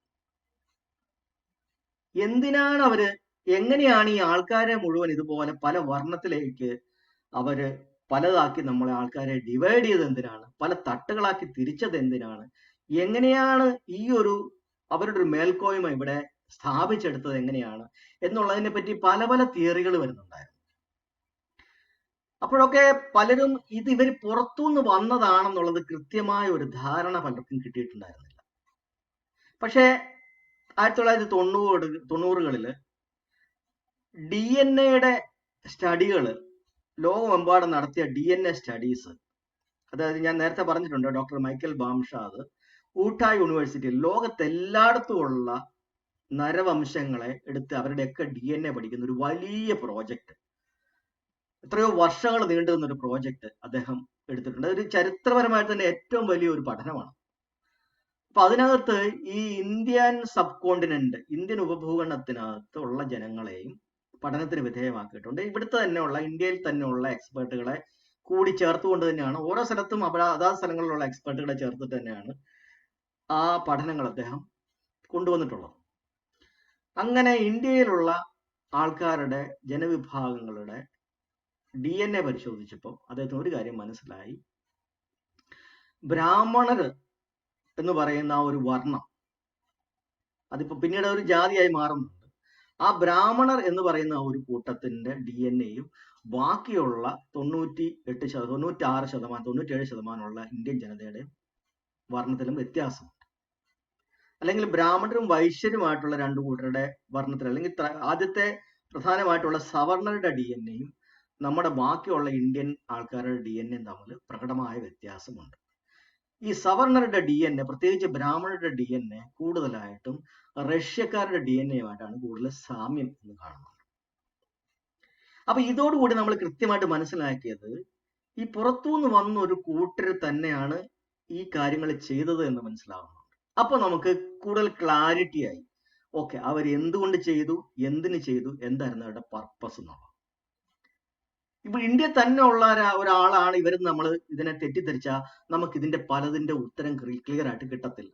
പക്ഷെ ഇവർ പുറത്തുനിന്ന് വന്നാണെന്നുള്ള ക്ലാരിറ്റി കിട്ടിയപ്പോ, അത് ക്ലിയർ ആയപ്പോ, അവർ എന്തുകൊണ്ട് ഇതൊക്കെ ചെയ്തു, അതിന്റെ ഉദ്ദേശം എന്തായിരുന്നു, അതിന്റെ ലക്ഷ്യം എന്തായിരുന്നു എന്നുള്ളത് നമുക്ക് ക്ലിയർ ആവും. അപ്പോ അതാണ് ഞാൻ ആദ്യം പറഞ്ഞത്. പുറത്തുനിന്ന് ഒരു കൂട്ടർ വരുമ്പം അവർ തകർക്കുന്നത് 3 കാര്യങ്ങളാണ്. ആ ജനതയുടെ ഐഡന്റിറ്റി, അവരാരായിരുന്നു എന്നുള്ള അവരുടെ പേര് പോലും അവരിൽ നിന്ന് മറക്കുകയാണ്. അവർക്ക് മറ്റ് പല പേരുകളാണ് കൊടുക്കുന്നത്. അപ്പൊ ഇന്ത്യയിലെ തദ്ദേശ ജനത, അവർക്കൊരു പേരുണ്ട്, അല്ലെങ്കിൽ ആ ജനത്തിന്റെ അവരുടെ വംശത്തിന്, അല്ലെങ്കിൽ അവരുടെ എത്നിസിറ്റിക്ക്, അവരുടെ ഒരു സംസ്കാരത്തിന് ഒരു പേരുണ്ട്, ആ ജനതയ്ക്ക് ഒരു പേരുണ്ട്. ആ പേര് ഈ ഋഗ്വേദത്തിനെ തൊടത്തും കാണിക്കുന്നില്ല. പകരം അവരെ കളിയാക്കാനും അവരെ ഭർസിക്കാനും ഉള്ള പേരുകൾ മാത്രമാണ് അവിടെ ആഡ് ചെയ്തിട്ടുള്ളത്. അവരുടെ യഥാർത്ഥ ഐഡന്റിറ്റി മറക്കുകയാണ്. രാക്ഷസർ, അസുരർ, ചണ്ടാളർ, ദസ്യുക്കൾ, ദാസർ എന്ന് പറയുന്നതൊന്നും അവരുടെ പേരുകളല്ല. അപ്പൊ പേരുകൾ എന്താണെന്ന് അവിടെ മറയ്ക്കപ്പെടുന്നു. രണ്ടാമത്, അവരുടെ യഥാർത്ഥ ദർശനമായ, അല്ലെങ്കിൽ അവരുടെ പല ദർശനങ്ങളിൽ ഏറ്റവും പ്രോമിനന്റ് ആയിട്ടുള്ള ദർശനത്തെ അവിടെ നശിപ്പിക്കപ്പെടുന്നു. ബൗദ്ധ ദർശനത്തെ അവർ നശിപ്പിക്കുന്നു. കാര്യം അവരുടേതായ ഒരു ഫിലോസഫി, അവരുടെ ദർശനമായിട്ട് അവർ ജീവിച്ചു വന്നാൽ ഒരിക്കലും ആ ആൾക്കാരുടെ മുകളിൽ ഒരു മാനസികമായ ആധിപത്യം ഈ കടന്നു വരുന്ന ആൾക്കാർക്ക് ഉണ്ടാക്കിയെടുക്കാൻ പറ്റില്ല. അപ്പൊ കടന്നു വരുന്ന ആൾക്കാർ ആരാണോ, അതിപ്പോ നമ്മള് ബ്രിട്ടന്റെ കോളനൈസേഷനോ അല്ലെങ്കിൽ ഫ്രഞ്ചുകാരുടെ കോളനൈസേഷനോ, എന്തിനെ നമ്മൾ കോളനിവൽക്കരണം നമ്മൾ കാണുമ്പോൾ, അല്ലെങ്കിൽ അധിനിവേശങ്ങൾ വരുമ്പോൾ നമ്മൾ കണ്ടാൽ ഈ പറയുന്ന ഒരു പ്രക്രിയ എല്ലായിടത്തും കോമൺ ആയിട്ട് നടക്കുന്ന ഒരു പ്രക്രിയയാണ്. അവർ വരുമ്പം അവരുടെ മതം ആൾക്കാരിലേക്ക് കൊടുക്കുന്നു, ആ പേരുകൾ അവർക്ക് കൊടുക്കുന്നു, അവരുടെ സംസ്കാരം കൊടുക്കുന്നു. അപ്പൊ നമ്മൾ പറയാം, ഫ്രഞ്ചുകാർ ഇവിടെ വന്നപ്പോൾ പല സ്ഥലങ്ങളിലും ഫ്രഞ്ച് കോളനികൾ സ്ഥാപിച്ചപ്പം ആ ഫ്രഞ്ച് തരത്തിലുള്ള പേരുകൾ, അവരുടെ വിശ്വാസങ്ങൾ, അവരുടെ സംസ്കാരങ്ങൾ വന്നു. അതുപോലെ ക്രിസ്ത്യൻ ആൾക്കാർ വന്നപ്പോൾ, അല്ലെങ്കിൽ ബ്രിട്ടീഷുകാർ വന്നപ്പോൾ, യൂറോപ്യൻസ് വന്നപ്പോൾ അവരുടേതായിട്ടുള്ള സംസ്കാരങ്ങൾ ഇവിടെ വന്നിട്ടുണ്ട്. സ്പാനിഷ് ആൾക്കാർ വന്നപ്പോൾ, പോർച്ചുഗീസുകാർ വന്നപ്പോൾ ഒക്കെ ഓരോരുത്തർ വ്യത്യാസം വരുന്നുണ്ട്. പേരുകൾക്കകത്ത് വ്യത്യാസമുണ്ട്, സംസ്കാരത്തിനകത്ത് വ്യത്യാസമുണ്ട്, വിശ്വാസങ്ങൾക്ക് വ്യത്യാസമുണ്ട്. അത് അവർ കൊടുത്തെങ്കിൽ മാത്രമേ ആ തദ്ദേശ ജനതയുടെ മുകളിൽ ആധിപത്യം സ്ഥാപിക്കാൻ പറ്റത്തുള്ളൂ. അല്ലാതെ നിങ്ങളും ചിന്തിച്ചു നോക്കുക, പുറത്തുനിന്ന് ഒരു കൂട്ടർ വരുന്നു, അവരുടെ വിശ്വാസമായിട്ട് മാത്രം ജീവിക്കുന്നു. തദ്ദേശ ജനത അവരുടെ വിശ്വാസമായിട്ട് ജീവിക്കുകയാണെങ്കിൽ ഒരിക്കലും പൂർണ്ണമായ ആധിപത്യം ഉണ്ടാക്കാൻ പറ്റത്തില്ല. പൂർണ്ണമായ ഒരു ആധിപത്യം ഉണ്ടാക്കണമെന്നുണ്ടെങ്കിൽ വരുന്ന ജനതയുടെ, വരുന്ന കടന്നാക്രമണം അല്ലെങ്കിൽ അധിനിവേശക്കാരുടെ ഫിലോസഫി കൂടി ഈ തദ്ദേശ ജനതയുടെ പുറത്ത് അടിച്ചേൽപ്പിക്കുകയും അവരെ കൊണ്ട് അത് അംഗീകരിപ്പിക്കുകയും ഈ വരുന്നവരുടെ മേൽക്കോയ്മ അവരെ കൊണ്ട് അംഗീകരിപ്പിക്കുമ്പോൾ മാത്രമാണ് പൂർണ്ണാർത്ഥത്തിലുള്ള ഒരു ആധിപത്യം അവിടെ ഉണ്ടാവുക. നമുക്ക് ആയുധങ്ങൾ ഉപയോഗിച്ചോ അല്ലെങ്കിൽ ഫിസിക്കലായിട്ടുള്ള ബലം ഉപയോഗിച്ചോ വേണമെങ്കിൽ ആൾക്കാരെ നമുക്ക് പേടിപ്പിച്ചു നിർത്താനോ അല്ലെങ്കിൽ ചങ്ങലക്കിടാനോ ഒക്കെ പറ്റിയേക്കും. പക്ഷെ മാനസികമായ ഒരു ആധിപത്യം ഉണ്ടാക്കിയെടുക്കണം എന്നുണ്ടെങ്കിൽ ഈ പറയുന്നത് പോലെയുള്ള ഫിലോസഫിക്കലായിട്ടുള്ള ഒരു ആധിപത്യം കൂടെ അവിടെ ഉണ്ടാക്കിയേ പറ്റൂ. അപ്പൊ അങ്ങനെയാണ് ഈ ബ്രാഹ്മണർ ഇവിടെ വരുമ്പോൾ ഈ ഒരു ഫിലോസഫിയിൽ അവരുടേതായിട്ടുള്ള ഒരു ഫിലോസഫിയെ കൊണ്ട് ഇന്ത്യൻ ഫിലോസഫികളെ എല്ലാം അവർ അടിച്ചമർത്തി അവരുടെ ഫിലോസഫിയെ ഇവിടെ എസ്റ്റാബ്ലിഷ് ചെയ്യാൻ, സ്ഥാപിച്ചെടുക്കാനായിട്ട് അവർ ശ്രമിക്കുന്നത്. പിന്നീട് നമ്മൾ പല കാര്യങ്ങളും നമ്മൾ ബൈബിളിക്കലായിട്ടുള്ള അല്ലെങ്കിൽ ബൈബിളിനെ ആസ്പദമാക്കിയിട്ടുള്ള അല്ലെങ്കിൽ യഹൂദരുടേതായിട്ടുള്ള അവരുടെ പല കഥകളും അല്ലെങ്കിൽ അവരുടെ പല ചരിത്രങ്ങളും നമ്മൾ പരിശോധിക്കുമ്പോൾ ഇതേപോലെ തന്നെ ആ മിഡിൽ ഈസ്റ്റിൽ നിന്ന് വന്ന ഒരു ജനത അല്ലെങ്കിൽ അവിടുന്ന് ബ്രോക്കൺ ആയിട്ട് പോയ 10 ട്രൈബുകളെ പറ്റി, 10 എന്താ പറയുക ഗോത്രങ്ങളെ പറ്റി അതിനകത്ത് പരാമർശമുണ്ട്. ഈ ഗോത്രങ്ങൾ തന്നെയാണ് ഇന്ത്യയിലേക്ക് എത്തിയിരിക്കുന്നതെന്നാണ് പല ചരിത്രകാരന്മാരും പറഞ്ഞിരിക്കുന്നത്. അപ്പം അവരുടെ വരവും അവിടുന്ന് അവര് പിരിഞ്ഞു പോകുന്നതും ഇന്ത്യയിലേക്ക് എത്തിയതും എല്ലാം കാലങ്ങൾ വെച്ച് നോക്കുമ്പോൾ ഏറെക്കുറെ എല്ലാം കറക്റ്റാണ്. DNA പരിശോധന വരുമ്പോൾ അപ്പോഴും കറക്റ്റാണ്. അവിടെ അവർ കൃത്യമായിട്ട് അവർ അടയാളപ്പെടുത്തിയിരിക്കുന്ന ഒരു പേരുണ്ട്. അവർ അന്നും അടയാളപ്പെടുത്തിയിട്ടുണ്ട്, ഇന്നും അടയാളപ്പെടുത്തിയിരിക്കുന്ന ഒരു പേരുണ്ട്. ഞങ്ങൾ ബ്രാഹ്മണരാണ് എന്നുള്ളത്. ഈ ബ്രാഹ്മ എന്ന് പറയുന്ന വാക്ക് ഒരു ഇന്ത്യൻ വാക്കല്ല, ഇന്ത്യൻ അക്ഷരങ്ങളല്ല. ഇത് ഒരു മിഡിൽ ഈസ്റ്റിന്റെ വാക്കുകളെ അതാണ് European language, Indo European language ആയിട്ട് അതിനകത്ത് പറയുന്നത്. ഈ ബ്രഹ്മ എന്ന് പറയുന്ന വാക്ക് ശരിക്കും പറഞ്ഞാൽ ഒരു ഇന്ത്യൻ അക്ഷരമല്ല, ഇന്ത്യൻ വാക്കല്ല. ഇതിന്റെ ഉറവിടം നമ്മൾ നോക്കി പോകുമ്പോൾ ഈ സെമിറ്റിക് ആയിട്ടുള്ള റിലീജിയൻസ് ആയിട്ടുള്ള ക്രിസ്ത്യാനിറ്റിക്കും ഇസ്ലാമിനും യഹൂദ മതത്തിനകത്തും ഒക്കെ കോമൺ ആയിട്ടുള്ള അവരുടെ ഒരു കോമൺ ആൻസിസ്റ്റർ, കോമൺ പൂർവികനായിട്ട് പറയുന്നത് അബ്രഹാം അല്ലെങ്കിൽ ഇബ്രാഹിമിനെയാണ്. മുസ്ലിങ്ങൾ അവരെ ഇബ്രാഹിം എന്ന് വിളിക്കുന്നു, ക്രിസ്ത്യൻസ് അവരെ അബ്രഹാം അല്ലെങ്കിൽ യഹൂദർ അവരെ അബ്രഹാം എന്ന് വിളിക്കുന്നു. ഇംഗ്ലീഷിൽ ഏബ്രഹാം എന്ന് പറയുന്നത്. ഇതിനകത്ത് എല്ലാം പ്രധാനപ്പെട്ട ഒരു വാക്ക് അബ്രഹാം എന്ന് പറയുന്നത്. ചിലടത്ത് ബ്രഹാം എന്നും പറയാറുണ്ട്. അപ്പൊ ഈ ബ്രഹാം അല്ലെങ്കിൽ ബ്രഹ്മ എന്ന് പറയുന്ന ആ വാക്കിൽ നിന്നാണ് അവരുടെ ഒരു പൂർവികത അവരെ അടയാളപ്പെടുന്നത്. അതുകൊണ്ടാണ് ആ ബ്രഹ്മാവിന്റെ പിന്തുടർച്ചക്കാരെന്ന അർത്ഥത്തിൽ, അബ്രഹാമിന്റെ പിന്തുടർച്ചക്കാരെന്ന അർത്ഥത്തിൽ ആ ബ്രഹ്മ എന്നുള്ള വാക്കിന്റെ പേരിൽ ബ്രാഹ്മിയൻസ് അല്ലെങ്കിൽ ബ്രാഹ്മിൻസ് അല്ലെങ്കിൽ ബ്രാഹ്മണർ എന്ന് പറയുന്ന ഒരു വാക്ക് അവരവിടെ ഉപയോഗിക്കുന്നത്. ഈ വാക്ക് തന്നെ അവർ എവിടെ നിന്നാണ് വന്നതെന്നും അവരുടെ യഥാർത്ഥത്തിലുള്ള ഉറവിടം എന്താണെന്നും കൃത്യമായി അടയാളപ്പെടുത്തിയ ഒരു വാക്കാണ്. അത് ഇത്രയും പ്രചരിച്ചു പോയതുകൊണ്ട് ഇനി അവർക്ക് ആ വാക്ക് മാറ്റാൻ അവർക്ക് പറ്റുന്നില്ല എന്നുള്ളതാണ് അവരെ സംബന്ധിച്ചുള്ള ഏറ്റവും വലിയൊരു പ്രശ്നം. പക്ഷെ അവരത് മാറ്റാൻ ആഗ്രഹിക്കുന്നുമില്ല. അതിന് പകരം അവരതിന് വേറെ ചില അർത്ഥങ്ങൾ കൊടുത്ത്, പക്ഷെ ആ വാക്ക് പോവാതെ ആ വാക്കിനെ നിലനിർത്തിക്കൊണ്ട് അതിന് പല അർത്ഥങ്ങൾ കൊടുത്ത് അതിനെ ഒരു ഈ നാട്ടിൽ പിടിച്ചു നിൽക്കാനായിട്ട്, ഇന്ത്യയിൽ പിടിച്ചു നിൽക്കാൻ വേണ്ടി അത് ഇന്ത്യൻ വാക്കാണെന്ന രീതിയിൽ അതിനെ ഉപയോഗപ്പെടുത്താൻ അവർ ശ്രമിച്ചിട്ടുണ്ട്. ഉദാഹരണത്തിന് ആദ്യത്തെ നമ്മുടെ ലിപിയായിട്ടുള്ള പ്രാകൃത്, ആ പ്രാകൃതിന് ശേഷം പ്രാകൃതിനകത്ത് വന്ന പാലി, തമിഴ് തുടങ്ങിയ മറ്റ് നമ്മുടെ ഇന്ത്യൻ ഭാഷകളില് അതിൻ്റെയൊക്കെ തുടക്കം പ്രാകൃതാണ്. അതിന് ആദ്യമായിട്ട് ഒരു ലിപി ഉണ്ടാക്കിയെടുക്കുന്നത് അശോകന്റെ സമയത്ത് ധമ്മി ലിപി എന്ന്. കാരണം അശോകന്റെ ശിലാശാസ്ത്രങ്ങൾ എഴുതി ഉണ്ടാക്കാനായിട്ട് ധമ്മി എന്ന് പറയുന്ന ലിപി ഉണ്ടാക്കും. അപ്പൊ ആ ലിപിക്ക് പിന്നീട് ഇവർ പറയുന്ന പേര് ബ്രാഹ്മി ലിപി എന്നാണ്. ശരിക്കും പറഞ്ഞാൽ അതിന്റെ പേര് ധമ്മി ലിപി എന്നാണ്. അപ്പോൾ നമ്മളുടെ യഥാർത്ഥത്തിലുള്ള കാര്യങ്ങളിലെല്ലാം പൂർവികത അവരുടേതാണ് എന്ന് അവർ സ്ഥാപിക്കുമ്പോൾ അവർ ഇവിടുത്തുകാർ തന്നെയാണെന്ന് അവർ വരുത്തി തീർക്കാൻ ശ്രമിക്കുന്നുണ്ട്, ഒത്തിരി ശ്രമം നടത്തുന്നുണ്ട്. പക്ഷെ നമുക്ക് ശാസ്ത്രീയമായ അടിസ്ഥാനങ്ങളുടെ അടിസ്ഥാനത്തിൽ നമ്മൾ അപഗ്രഥിച്ചു പോകുമ്പോൾ നമുക്ക് മനസ്സിലാവുന്ന അവർ ഇന്ത്യക്കാരല്ല എന്നുള്ളത്. അവരുടെ ആ പൂർവികത അവരുടെ കൾച്ചറിൻ്റെ അകത്ത് കാണുന്നുണ്ട്. എല്ലാത്തിനും ബലി കൊടുക്കുക എന്ന് പറയുന്ന ഒരു സംസ്കാരം ഇന്ത്യൻ സംസ്കാരമല്ല. ദൈവങ്ങളെ ഞാൻ പറഞ്ഞ പോലെ നമ്മുടെ സംസ്കാരങ്ങൾ, നമ്മുടെ ദർശനങ്ങൾക്കകത്ത് അങ്ങനെ ഒരു സംഗതി ഇല്ല.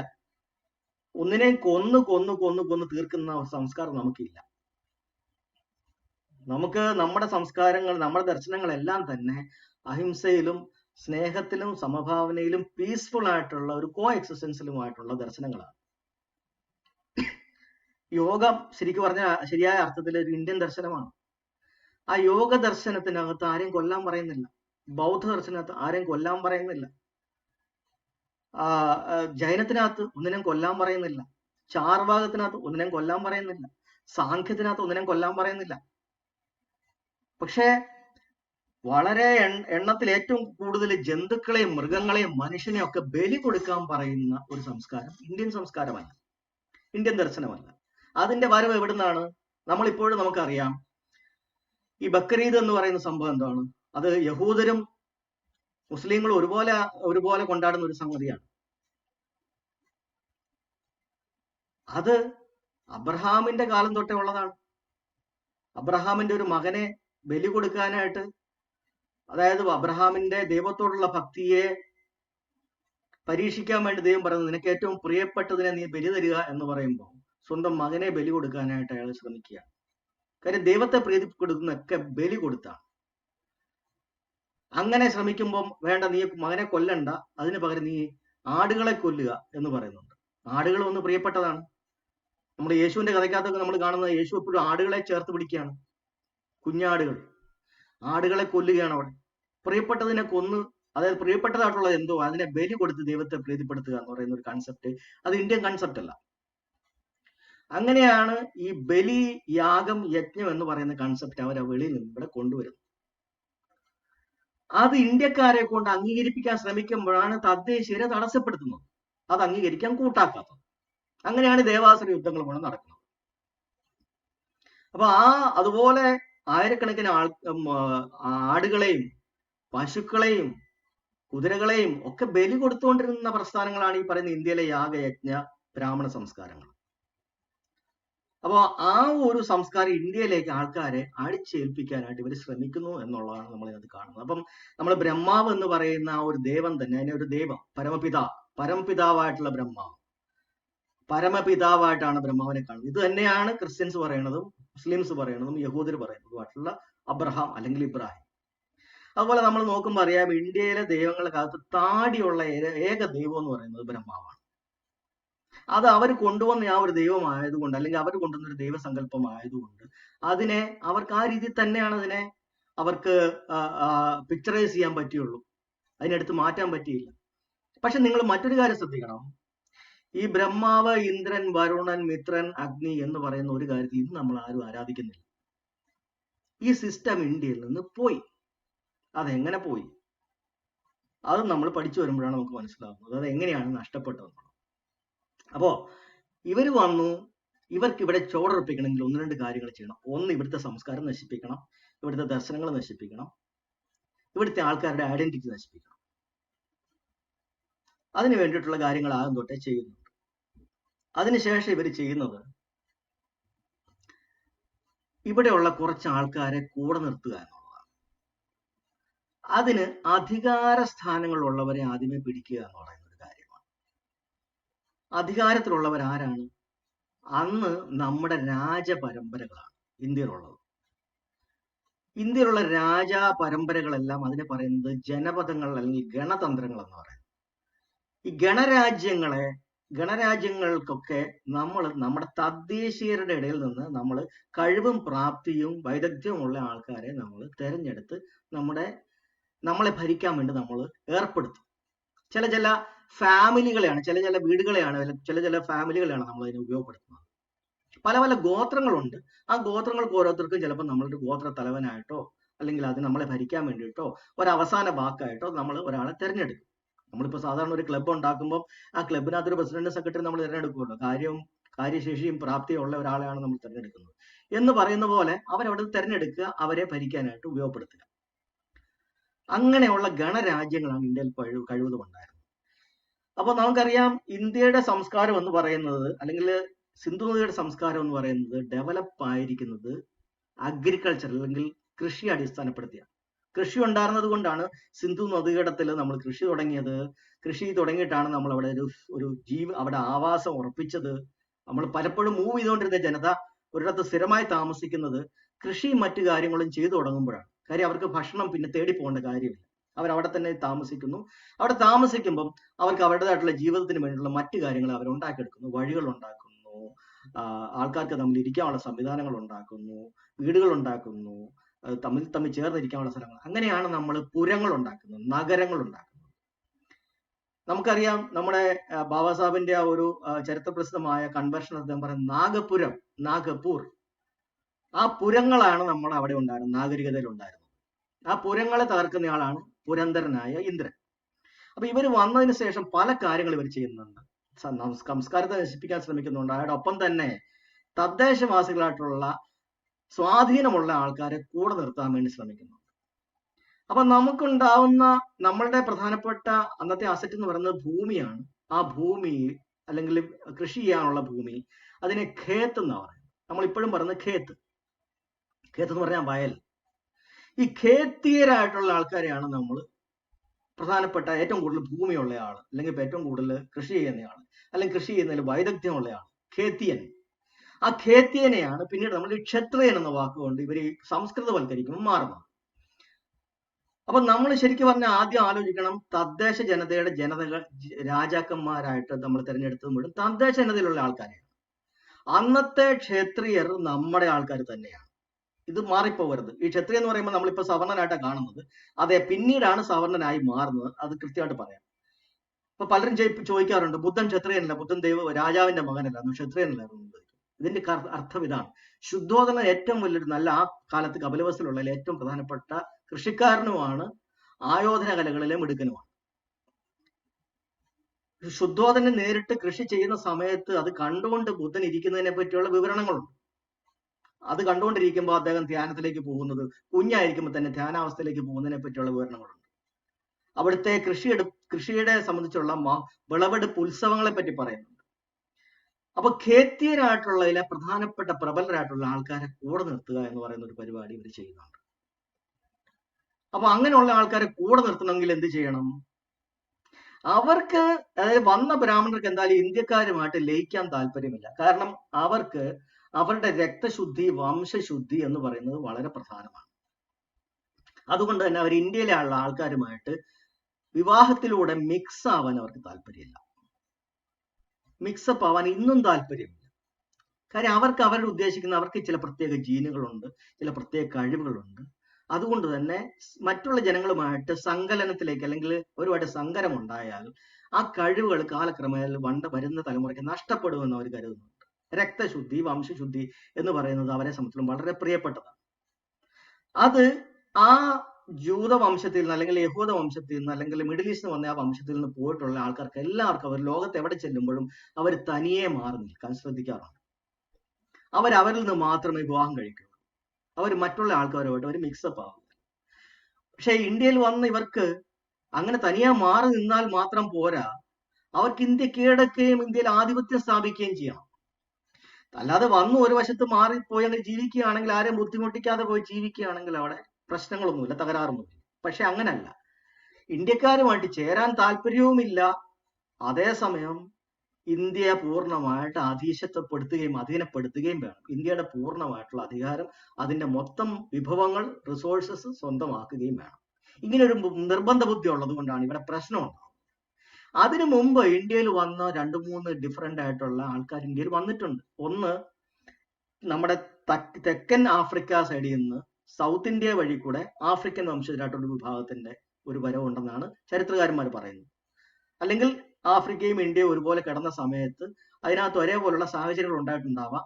പിന്നീട് വന്ന സമയത്ത് അവിടെ ആൾക്കാരുണ്ടായിട്ടുണ്ടാകും. പക്ഷെ ഇപ്പോഴും ആൾക്കാർ പറയുന്ന ഒരു പ്രധാനപ്പെട്ട ഒരു എന്താ പറയുക, DNA പഠനം പറയുന്നത് എല്ലാ മനുഷ്യ വിഭാഗങ്ങളും ആഫ്രിക്കയിൽ തന്നെയാണ് പുറപ്പെട്ടിരിക്കുന്നത് പറയുന്നത്.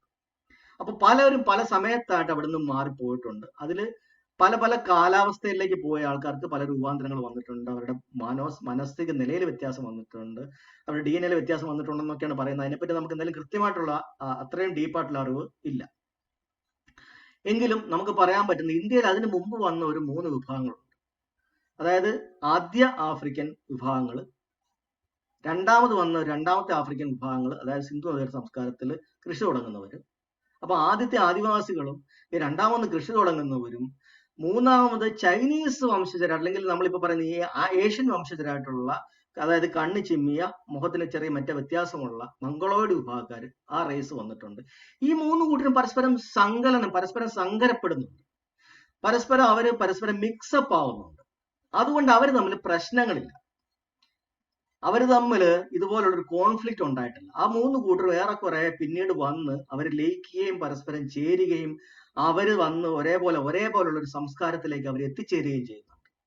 അതുകൊണ്ട് അവരുടെ മൂന്ന് കൂട്ടരുടെയും കൾച്ചറിന് ഒരു സമാനതയുണ്ട്.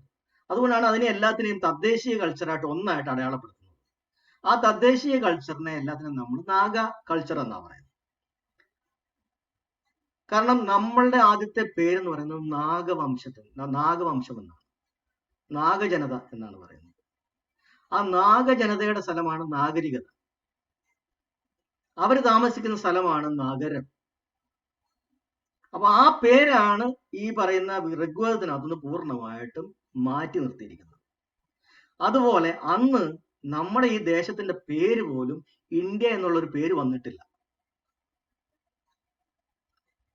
ഏറ്റവും പുരാതനമായി നമ്മളെ അടയാളപ്പെടുത്തിയിരിക്കുന്ന ഒരു പേരെന്ന് പറയുന്നത് ജംബുദ്വീപ എന്നാണ് പറയുന്നത്. ജംബുദ്വീപ്, അതായത് ഇന്ത്യ എന്ന് നമ്മൾ ഇന്ന് പറയുന്ന സ്ഥലം മാത്രമല്ല, അതിനോട് ചേർന്ന് കിടക്കുന്ന അഫ്ഗാനിസ്ഥാൻ, പാകിസ്ഥാൻ തുടങ്ങിയ സ്ഥലങ്ങൾ അങ്ങോട്ട് പോകുന്നതോടെ മിഡിൽ ഈസ്റ്റ് വരെയുള്ള ആ ഒരു ഭാഗവും വലത്തോട്ട് പോകുമ്പോഴത്തേക്ക് ചൈനയ്ക്ക് പുറത്തുള്ള മറ്റു സ്ഥലങ്ങളും ബർമ്മ ആ ഭാഗത്തേക്ക് വരെയുള്ള, അതായത് ബംഗ്ലാദേശ്, ബർമ്മ തുടങ്ങിയ ആ ഭാഗം വരെയുള്ള ഒരു വലിയ വാസ്റ്റ് ആയിട്ടുള്ള ഒരു ഏരിയ, അതിനെ ജംബുദ്വീപ് എന്ന് പറയുന്നത്. അതാണ് ശരിക്കും പറയുന്നത് നമ്മുടെ യഥാർത്ഥത്തിലുള്ള ആദ്യത്തെ പേര്, ഈ ഭൂവിഭാഗത്തിന്റെ ആദ്യത്തെ പേരും അതാണ്. അപ്പൊ അങ്ങനെ ആ ഒരു ജനതയുടെ മേൽ ഇവർ കടന്നാക്രമണം കടന്ന് ഇവർ അധിശത്വം സ്ഥാപിക്കാൻ ശ്രമിക്കുമ്പോൾ കുറച്ച് സ്വാധീനമുള്ള രാജവംശങ്ങളെ ഇവർ കൂടെ നിർത്താൻ ശ്രമിക്കുന്നുണ്ട്. അപ്പൊ അവർക്ക് കൊടുക്കുന്ന ഒരു ആകർഷകമായ ഒരു ഓഫർ എന്താണെന്ന് പറഞ്ഞാൽ, അവരെ ഈ ബ്രാഹ്മണരാണ് ഏറ്റവും മുന്തിയ വർണ്ണം, അവിടെയാണ് ഈ വർണ്ണ സിസ്റ്റം വരുന്നത്, വർണ്ണ വ്യവസ്ഥ വരുന്നത്. ബ്രാഹ്മണരാണ് ഏറ്റവും മുന്തിയ വർഗം, അവർ ദൈവത്തോട് ഏറ്റവും അടുത്ത് നിൽക്കുന്നവരാണ്, ഭൂമിയിലെ ദേവതകളാണ്. ബ്രാഹ്മണോ മമ ദൈവതം, അതായത് അവർ പറയുന്നത് ദൈവാധീനം ജഗൽ സർവം, മന്ത്രാധീനം തു ദൈവതം, തന്മന്ത്രം ബ്രാഹ്മണാധീനം, ബ്രാഹ്മണോ മമ ദൈവതം. അതായത് ദൈവങ്ങൾ, ഈ പറയുന്ന യാഗയജ്ഞങ്ങളിലെ ദൈവങ്ങളാണ് ഈ പ്രപഞ്ചത്തിനെ നിയന്ത്രിക്കുന്നത്. ഈ ദൈവങ്ങളെ നിയന്ത്രിക്കുന്നത് മന്ത്രങ്ങളാണ്. ഈ മന്ത്രങ്ങള് ബ്രാഹ്മണന്റെ അധീനതയിലാണ്. അതുകൊണ്ട് ബ്രാഹ്മണൻ തന്നെയാണ് ദൈവങ്ങളെ നിയന്ത്രിക്കുന്നത്, ബ്രാഹ്മണൻ തന്നെയാണ് ഭൂമിയിലെ ദൈവങ്ങൾ. അപ്പൊ അങ്ങനെ ബ്രാഹ്മണൻ ഏറ്റവും മുന്തിയ, അല്ലെങ്കിൽ ഈ അബ്രഹാമിന്റെ പിന്തുടർച്ചക്കാരായിട്ടുള്ള ഈ വംശാവലി അവരേറ്റവും മുന്തിയ ആൾക്കാരായിട്ട് ഒരു വർണ്ണമായിട്ട്, ഒരു ഗ്രൂപ്പായിട്ട് അവരാദ്യമേ സ്ഥാപിച്ചെടുക്കുകയാണ്. അതിനുശേഷം തദ്ദേശീയരെ അടിമപ്പെടുത്താൻ വേണ്ടിയിട്ട് തദ്ദേശീയരുടെ കൂടെയുള്ള, അവരിൽ നിന്ന് നിൽക്കുന്ന കുറെ ആൾക്കാരെ ഇവരുടെ കൂടെയിലേക്ക് ഇവർ കൂടെ ചേർക്കുകയാണ്.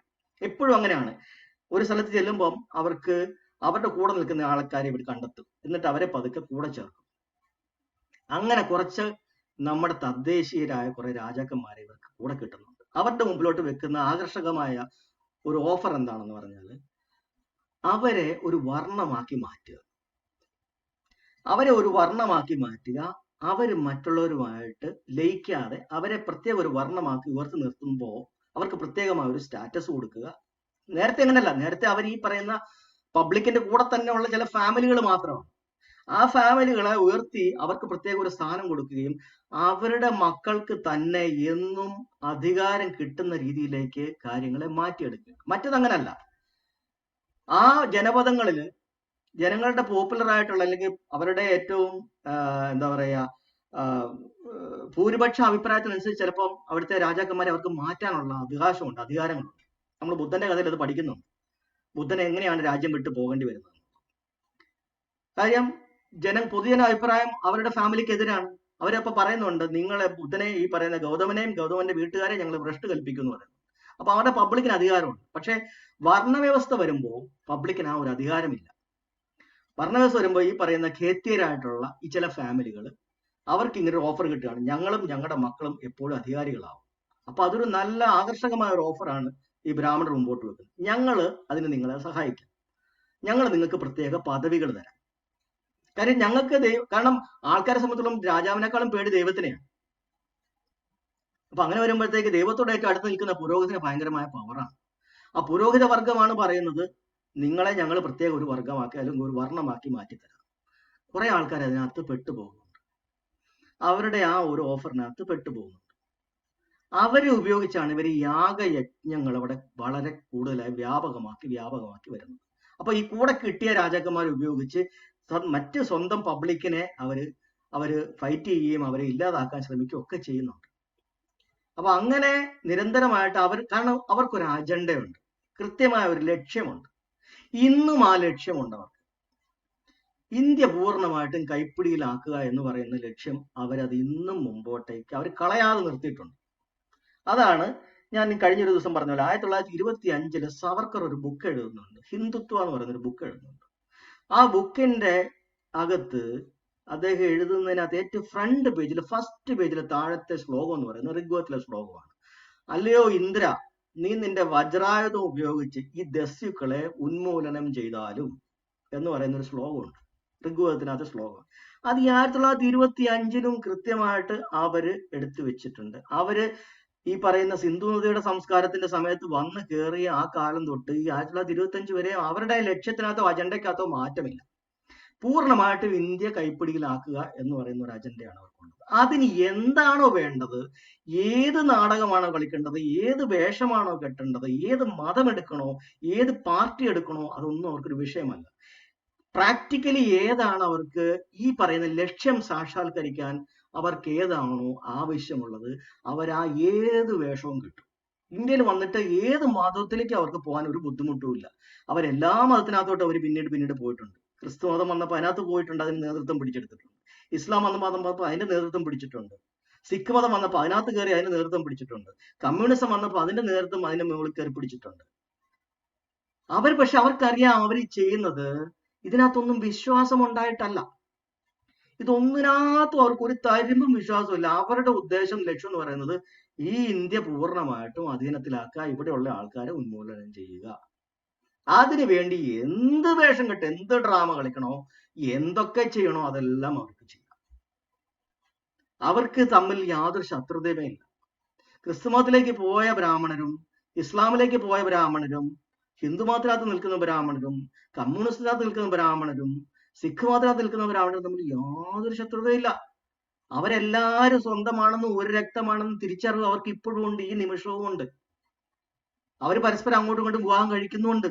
അവർ പരസ്പരം അങ്ങോട്ടും ഇങ്ങോട്ടും ഒരു സ്വന്തക്കാരാണ്, ബന്ധുക്കാരാന്നുള്ള കൃത്യമായ ഓർമ്മ അല്ലെങ്കിൽ അടയാളപ്പെടുത്തൽ അവർക്കുണ്ട്. അവരാരാണെന്നുള്ളതിന്റെ പൂർണ്ണമായ ചരിത്രം അവരുടെ ഉള്ളിൽ ഓരോ വ്യക്തിയിലെയും കയ്യിലുണ്ട്. നമ്മളാണ് പരസ്പരം മതങ്ങൾ തമ്മിലും പൊളിറ്റിക്സ് തമ്മിലും പാർട്ടികൾ തമ്മിലും വിശ്വാസങ്ങൾ തമ്മിലും നമ്മളാണ് അടിക്കുന്നത്. നമുക്കറിഞ്ഞുകൂടാ. പക്ഷെ അവർ തമ്മിൽ അങ്ങനെ ഒരു പ്രശ്നമില്ല. കാരണം അവരൊരു അജണ്ടയ്ക്ക് വേണ്ടി അല്ലെങ്കിൽ ഒരു കാര്യത്തിന്, ഒരു ലക്ഷ്യത്തിന് വേണ്ടിയിട്ടാണ് അവർ ഈ കാര്യങ്ങളെല്ലാം ചെയ്യുന്നത്. അവർക്ക് അന്ന് തൊട്ടേ കൃത്യമാണ് ലക്ഷ്യം. അപ്പോ ഈ രണ്ടാമത്തെ ഒരു വർണ്ണമായിട്ട് അവർ ഈ തദ്ദേശവാസികളായിട്ടുള്ള കുറെ ക്ഷത്രിയർ എന്ന് പറയുന്ന ഒരു വിഭാഗത്തെ അവർ ഡെവലപ്പ് ചെയ്തെടുക്കുന്നുണ്ട്. അപ്പോ ഓർക്കണം, ആദ്യത്തെ ക്ഷത്രിയര് തദ്ദേശവാസികളാണ്, അത് വിദേശ സവർണരല്ല. ഇത് കൃത്യമായി നിങ്ങൾ മനസ്സിലാക്കിയിരിക്കണം. തദ്ദേശവാസികളാണ് ഖേത്തിയർ, അവരാണ് ക്ഷത്രിയർ. പിന്നീട് കാലത്തിന് ശേഷമാണ്, ബുദ്ധമതത്തിന് ശേഷമാണ് ഈ ക്ഷത്രിയ വംശങ്ങളെ, തദ്ദേശവാസികളായിട്ടുള്ള ക്ഷത്രിയ വംശങ്ങളെ മുഴുവൻ ശൂദ്ര പദവിയിലേക്ക് രണ്ടാമത് തിരിച്ച് തള്ളി താഴേക്കിടുന്നത്. അവർക്ക് കൊടുത്തുകൊണ്ടിരുന്ന ഉപനയനം, അതായത് അവരെ ക്ഷത്രിയരാക്കി വാഴിക്കുമ്പം അവർക്കൊരു പൂണൂൽ ഇട്ട് കൊടുക്കുകയാണ് ചെയ്യുന്നത്. ഉപനയനം നടത്തിയാണ് അവരെ സാധാരണ പബ്ലിക്കിൽ നിന്ന് വ്യത്യസ്തരായ ഒരു ജനവിഭാഗമായിട്ട് അവരെ ഉയർത്തിയെടുക്കുന്നത്. അവർക്ക് പ്രത്യേക ഒരു സ്ഥാനം കൊടുക്കുന്നു. കാരണം അങ്ങനെ കുറച്ചു കൂട്ടരെ കൈ നിർത്തിയാൽ മാത്രമേ അവരുടെ അജണ്ടകൾ ഇവിടെ നടക്കത്തുള്ളൂ. അല്ലെങ്കിൽ ബഹുഭൂരിപക്ഷം ആൾക്കാര് ഇവിടുത്തെ ഭൂരിപക്ഷമാണ്, മറ്റൊരു ന്യൂനപക്ഷമാണ്. അവർക്കൊരിക്കലും ഇന്ത്യയിലെ ആൾക്കാരുടെ മുമ്പിൽ ഒരു ആധിപത്യം ഉണ്ടാക്കാൻ പറ്റില്ല. അപ്പൊ കുറച്ച് ആൾക്കാരെ അവരുടെ കൂടെ നിർത്തുമ്പോൾ അവരെ ക്ഷത്രിയ വർണ്ണമാക്കി അവരെ ഉയർത്തുക, അവർക്ക് പൂണൂലിട്ട് കൊടുക്കുക. പിന്നെ തന്നെയല്ല, ഇവരുടെ കൂടെ വന്ന ആൾക്കാരിൽ ഒരു വിഭാഗം നേരിട്ട് തന്നെ കച്ചവടത്തിലേക്ക് ഏർപ്പെടുന്നുണ്ട്.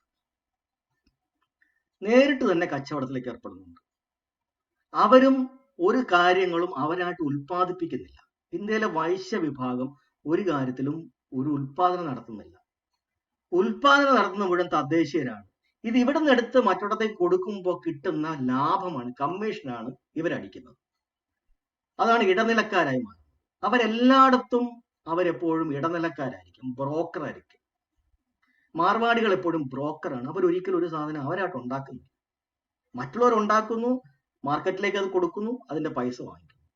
അപ്പം അവർ രണ്ട് കൂട്ടരായിട്ടാണ് ഈ വന്ന ആൾക്കാർ തിരിയുന്നത്. ഒന്ന് ബനിയാസ് അല്ലെങ്കിൽ വൈശ്യരായിട്ട് മാറുന്നുണ്ട്, ഒരു കൂട്ടര് അവര് ബ്രാഹ്മണരായിട്ട്, അതായത് ദൈവത്തെ വെച്ച് കാശുണ്ടാക്കുന്ന ഒരു വിഭാഗമായിട്ട്, അതായത് തദ്ദേശവാസികൾക്ക് വിശ്വാസം കൊടുത്ത് അവരിൽ വിശ്വാസം അടിച്ചേൽപ്പിച്ച് ആ വിശ്വാസം കൊണ്ട് കിട്ടുന്ന ഒരു ഒരു ഒരു സമ്പത്തുണ്ട്. അവർക്ക് വിശ്വാസം കൊടുക്കുന്നു, കുറച്ച് കഥകൾ കൊടുക്കുന്നു, കുറച്ച് കെട്ടുകഥകൾ കൊടുക്കുന്നു, കുറച്ച് ഐതിഹ്യങ്ങൾ കൊടുക്കുന്നു. അതിനുശേഷം അവരിൽ നിന്ന് സമ്പത്ത് ഊറ്റിയെടുക്കുക. അപ്പൊ രണ്ടു കൂട്ടരും രണ്ടും ബിസിനസ്സാണ്. ഒന്ന് ഭക്തി വെച്ചുള്ള ബിസിനസ്, ഒന്ന് സാധാരണഗതിയിലുള്ള വസ്തുക്കളും സർവീസുകളും കൊടുക്കുന്ന ഒരു ബിസിനസ്. അങ്ങനെ ഈ ബ്രാഹ്മണനും ബനിയയുമാണ് ഇന്ത്യയിലെ കോമ്പിനേഷൻ. എപ്പോഴും ബ്രാഹ്മൺ ബനിയയാണ് കൂട്ടുകെട്ട്. എന്തുകൊണ്ടാണ് ക്ഷത്രിയൻ ഇടയ്ക്ക് വരാത്തത് എന്നുള്ളത് നമുക്ക് ഇതിനകത്ത് മനസ്സിലാവും. എപ്പോഴും നമ്മൾ ഉത്തരേന്ത്യ പറയുന്നത് സേട്ടുജി ഭട്ടുജി കോമ്പിനേഷനാണ്. സേട്ടുകളും ഭട്ടുകളുമായിട്ടാണ് ഈ കോമ്പിനേഷൻ വരുന്നത്. കാരണം അവർ രണ്ടുപേരും ഒരേ ജനതയാണ്. അപ്പോ ആ രണ്ട് കൂട്ടർക്കും ശരീരം അനങ്ങേണ്ട കാര്യമില്ല, അവര് ഒരിക്കലും ബുദ്ധിമുട്ടുന്നില്ല. ആ സമയം ഒരു ക്ഷത്രിയനായി കഴിഞ്ഞാൽ അവർക്ക് യുദ്ധം ചെയ്യേണ്ടി വരും, ആയോധനം പഠിക്കേണ്ടി വരും, മുറിവേൽക്കും, പിന്നെ ആൾക്കാരുടെ പ്രശ്നങ്ങൾ കേൾക്കണം, ആവലാതികൾ കേൾക്കണം. ഇതൊക്കെ ബുദ്ധിമുട്ടുള്ള കാര്യങ്ങൾ. ഇവർക്കാകുമ്പോൾ ആ പ്രശ്നമില്ല. ഇവര് ദൈവത്തെ കുറച്ച് കഥകൾ ഉണ്ടാക്കുന്നു, വേറെ ഇൻവെസ്റ്റ്മെന്റ് ഒന്നുമില്ല. കുറച്ച് കഥകൾ ഉണ്ടാക്കുന്നു, കുറച്ച് കാര്യങ്ങൾ പറഞ്ഞു കൊടുക്കുന്നു, ആൾക്കാരത് കേൾക്കുന്നു, ആൾക്കാരെ വിശ്വസിപ്പിക്കുന്നു, അതിനകത്തൂടെ പൈസ ഉണ്ടാക്കുന്നു. മറ്റൊരു കൂട്ടർ ആൾക്കാർ ഉണ്ടാക്കുന്നതിനെ മറ്റു സ്ഥലത്തേക്ക് കൊണ്ട് വിൽക്കുന്നു, പൈസ ഉണ്ടാക്കുന്നു. ഇപ്പം നമുക്ക് മുമ്പിലുള്ള ഒരു ഉദാഹരണമാണ് അദാനി. അദാനി ഒരു വൈശ്യനാണ്. അദാനി ചെയ്യുന്നത് എന്താണ്? ഇന്ത്യയിലുള്ള ആൾക്കാരുടെ പൈസ ബാങ്കിൽ നിന്ന് എടുക്കുന്നു, ആ പൈസ കൊണ്ട് അദാനി കുറെ സാധനങ്ങൾ വാങ്ങുന്നു, കുറെ അസറ്റുകൾ വാങ്ങുന്നു, ആ അസറ്റുകൾ വെച്ച് പിന്നെയും പൈസ ഉണ്ടാക്കുന്നു. അത് വെച്ചിട്ട് അദ്ദേഹം പുതിയ കോൺട്രാക്ട് എടുക്കുന്നു, ആ കോൺട്രാക്റ്റിനകത്തുനിന്ന് പൈസ ഉണ്ടാക്കുന്നു. എന്നല്ലാതെ ഇതൊന്നും അദാനിയുടെ കയ്യിൽ നിന്ന് പൈസ പോകുന്നേ ഇല്ല, ഉപയോഗപ്പെടുത്തുന്നതേ ഇല്ല. എല്ലാം പബ്ലിക്കിന്റെ മണി ഉപയോഗിച്ച് അയാൾ തന്നെ ഇവിടുത്തെ സാധനങ്ങൾ വാങ്ങുന്നു, അസറ്റുകൾ വാങ്ങുന്നു. അതിനയാൾ ഉപയോഗിക്കുന്നത് എന്താണ്? ഇന്ത്യയിലെ ഭരണത്തിനെയാണ് ഉപയോഗിക്കുന്നത്. ഇത് തന്നെയാണ് അന്നത്തെ സിസ്റ്റം. അവർ വരുന്നു, അവിടുത്തെ ഭരണകൂടങ്ങൾ അല്ലെങ്കിൽ ഭരണത്തിലുള്ള പ്രധാനപ്പെട്ട ആൾക്കാരെ ഉപയോഗിക്കുന്നു. അങ്ങനെ ഒരു വർണ്ണമാക്കി അവർ ആ വർണ്ണ വ്യവസ്ഥ അങ്ങനെയാണ് കെട്ടിപ്പടുക്കുന്നത്. ബ്രാഹ്മണർ ഒരു വർണ്ണം, പിന്നെ ക്ഷത്രിയ ഒരു വർണ്ണം, വൈശ്യർ ഒരു വർണ്ണം. പിന്നെയുള്ള ബഹുഭൂരിപക്ഷം ആൾക്കാരാണ് ശൂദ്ര വിഭാഗം. ശൂദ്ര എന്ന് പറയുന്ന വാക്കിന്റെ അർത്ഥം തന്നെ അടിമ എന്നാണ്, മറ്റർത്ഥമല്ല. അടിമ, ശൂദ്ര എന്ന് പറയുന്ന വാക്കിനർത്ഥം അടിമ എന്നാണ്. അടിമ വംശങ്ങളാണ് ബാക്കിയുള്ള തദ്ദേശ പബ്ലിക്. അപ്പം കുറച്ച് ആൾക്കാരെ മാത്രം അവർ കയ്യിലെടുത്തോടുകൂടി അവരെ ക്ഷത്രിയരാക്കി മാറ്റിയപ്പോൾ ബാക്കിയുള്ള ആൾക്കാർ മുഴുവൻ ശൂദ്ര എന്ന് പറയുന്ന ഒരു വലിയ വിഭാഗത്തിനകത്ത് പെട്ടുപോയി. അവരാണ് ശരിയായി പറഞ്ഞ ജോലി ചെയ്യുന്നവർ മുഴുവൻ. തോൽപ്പണി ചെയ്യുന്നവര്, കൃഷിപ്പണി ചെയ്യുന്നവര്, കരകൗശലമായി മറ്റു കാര്യങ്ങൾ ഉണ്ടാക്കുന്നവര്, ശില്പങ്ങൾ ചെയ്യുന്നവര്, തടിപ്പണി ചെയ്യുന്നവര്, ഇരുമ്പ് പണി ചെയ്യുന്നവര്, ആയുധങ്ങൾ ഉണ്ടാക്കുന്നവര്, അല്ലെങ്കിൽ കൊട്ടയം പട്ടി നെയ്യുന്നവര്, തൂപ്പ് ജോലി ചെയ്യുന്നവര്, സ്കാവഞ്ചേഴ്സ്, എല്ലാ ജോലികളും മുഴുവൻ ഈ വിഭാഗത്തിന്റെ കയ്യിലാണ്. അപ്പൊ ഇവരുടെ ഒരു പരിപാടി എന്ന് പറയുന്നത് മുകളിലിരുന്ന് ഇടയ്ക്കിടയ്ക്ക് പൈസ ഉണ്ടാക്കാൻ വേണ്ടിയിട്ട് പുതിയ പുതിയ യാഗങ്ങൾക്കും യജ്ഞങ്ങൾക്കുമുള്ള കാരണങ്ങൾ ഉണ്ടാക്കും. അതായത് ഇപ്പൊ ഒരു രാജ്യത്ത് അല്ലെങ്കിൽ ഒരു സ്ഥലത്ത് ഒരു ഖേത്തിയന്റെ അല്ലെങ്കിൽ ഒരു ക്ഷത്രിയന്റെ അയാളുടെ രാജ്യത്ത് എന്തെങ്കിലും കാരണവശാൽ ഒരു പ്രശ്നം ഉണ്ടായി, ഒന്നുകിൽ വരൾച്ച ഉണ്ടായി, അല്ലെങ്കിൽ മഴ കൂടുതൽ പെയ്തു, അല്ലെ വെള്ളപ്പൊക്കം ഉണ്ടായി, അല്ലെന്നുണ്ടെങ്കിൽ കൃഷിനാശം ഉണ്ടായി, ഇങ്ങനെ എന്തെങ്കിലും കാരണങ്ങളുണ്ടാവും. ആ കാരണങ്ങൾ വരുമ്പോൾ അപ്പൊ തന്നെ അവിടെ ഒരു യാഗം പ്രഖ്യാപിക്കുകയാണ്. അതായത് ഇന്ന ദൈവത്തെ പിടിച്ചു വിളിച്ചാൽ നമുക്ക് ഈ പ്രശ്നം സോൾവ് ചെയ്യാം. അപ്പൊ ഉടനെ ഈ രാജാവ് അതിന് സമ്മതിക്കുന്നു. ഓക്കെ, എന്താണ് ചെയ്യേണ്ടത്? ഇവരാണ് തീരുമാനിക്കുന്നത്. കാരണം ദൈവമായിട്ടുള്ള ഡയറക്റ്റ് കോൺട്രാക്ട് ഇവർക്ക് മാത്രമാണ്. കാര്യം ഇവരാണ് പറയുന്നത്, ഇവരുടെ ഈ ഭാഷ ദൈവത്തിന് ഇവർക്ക് മാത്രമേ അറിയത്തുള്ളൂ. അതുകൊണ്ട് ഇവരുടെ ഭാഷയിൽ കൂടി വേണം ദൈവത്തോട് സംസാരിക്കാൻ. അതിനാണ് ദേവനാഗരി. ആ ഭാഷയിൽ മാത്രമേ ഇവർക്ക് മുകളിലേക്ക് സംസാരിക്കാൻ പറ്റും. നമ്മളാരും പറഞ്ഞു കഴിഞ്ഞാൽ, സാധാരണക്കാർ പറഞ്ഞാൽ ദൈവത്തിന് മനസ്സിലാകത്തില്ല. ഇവരിൽ കൂടെ തന്നെ വേണം പറയാനായിട്ട്. അപ്പൊ അതുകൊണ്ടാണ് ഇവർ മന്ത്രമായിട്ട് ഇവർ ഈ പറയുന്ന കാര്യങ്ങൾ പറയുന്നത്. അതുകൊണ്ട് ദൈവത്തിനെ ആശ്രയിക്കണമെന്നുണ്ടെങ്കിൽ നിങ്ങൾ ഞങ്ങളിൽ കൂടെ വരണം. അങ്ങനെ പുതിയ ഒരു കാര്യം പറയുന്നു. ഓക്കെ, ഇന്നതാണ് അതിനകത്ത് പരിഹാരം. ഒരു യാഗം നടത്തണം, 18 ദിവസം നീ എന്ത് നിൽക്കുന്ന ഒരു യാഗം. അതിനൊരു ചാർട്ട് കൊടുക്കും. അതിനാണ് നമ്മൾ പഴയ കാലത്ത് പറയുന്നത് ചാർട്ട് എന്ന് പറയും. ഈ ചാർട്ട് കൊടുക്കുന്നതിനകത്ത് ഇതുപോലെ അവർ കുറെ കാര്യങ്ങൾ അങ്ങ് എഴുതുക. ഇത്രയധികം സ്വർണ്ണ നാണയങ്ങൾ, ഇത്രയധികം പശുക്കൾ, ഇത്രയധികം താമരപ്പൂക്കൾ, ഇത്രയധികം ഇങ്ങനെ കുറെ കാര്യങ്ങൾ ലിസ്റ്റ് അങ്ങ് കൊടുക്കുക. ഉടനെ ഈ പറയുന്ന രാജാവിന് എന്താ ചെയ്യുന്നത്? ഇയാൾ ഉടനെ അത് പബ്ലിക്കിലേക്ക് വിളംബരം കൂട്ടി അയാളത് പറയും. അതാണ് ഇത് ഇത്രയും ദിവസം ഒരു യജ്ഞം നടക്കാൻ പോകുന്നു, ആൾക്കാർ ഇതെല്ലാം കൊടുത്തിരിക്കണം എന്ന് പറഞ്ഞൊരു വിളംബരമാണ്. ആ വിളംബരം അനുസരിച്ച് ആൾക്കാർ ഉണ്ടെങ്കിലും ഇല്ലെങ്കിലും എവിടുന്നെങ്കിലും ഒക്കെ സംഘടിപ്പിച്ച് ഈ സാധനങ്ങളോട് എങ്ങനെയും ഒരു ദിവസത്തിനുള്ളിൽ രാജാവിന്റെ അവിടെ കൊണ്ടെത്തിക്കണം.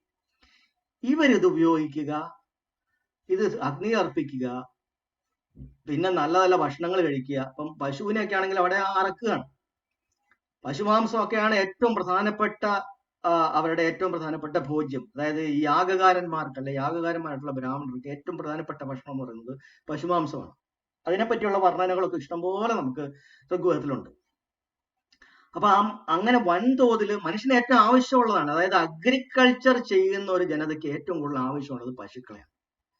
അവന്റെ കൃഷി എന്ന് പറയുന്ന ഒരു സംഗതി ശരിക്കും പറഞ്ഞാൽ പശുക്കളെ നാൽക്കാലികൾ ഉപയോഗിച്ച് തന്നെയാണ് നടക്കുന്നത്.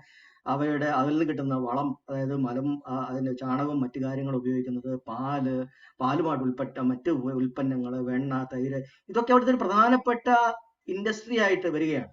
ഈ കൃഷി ചെയ്യുന്നതിന്റെ കൂടെ തന്നെ അവന്റെ മറ്റൊരു ജീവിത ഉപാധിയായിട്ടാണ് ഈ പറയുന്ന നാൽക്കാലികൾ വരുന്നത്. അതുകൊണ്ടാണ് പശുവിന് ഇപ്പോഴും ഉത്തരേന്ത്യയിൽ ഇത്രയും പ്രാധാന്യം വരുന്നത്.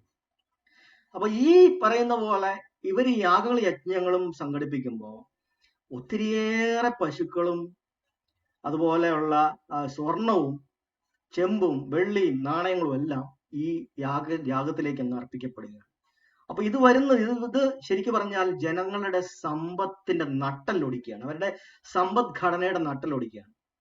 പ്രധാനമായിട്ടും ഈ സിന്ധു നദീതട കഴിഞ്ഞിട്ട് ആ ജനങ്ങൾ നമ്മുടെ ഇന്ത്യയിൽ വ്യാപിച്ചിരിക്കുന്ന മറ്റൊരു ഒരു ഇടമാണ് ഗംഗാസമതലം.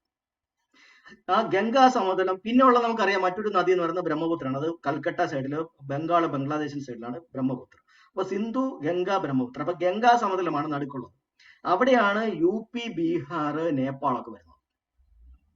അപ്പൊ UPയില്, അതായത് ഇപ്പോഴത്തെ നമ്മുടെ UP, ഉത്തർപ്രദേശ്, ബീഹാർ, നേപ്പാള്, പിന്നെ കുറച്ച് താഴോട്ട് വരുമ്പോഴത്തേക്കാണെങ്കിൽ മധ്യപ്രദേശിന്റെ ഭാഗങ്ങൾ ഒക്കെ വരുന്ന അവിടെയാണ്.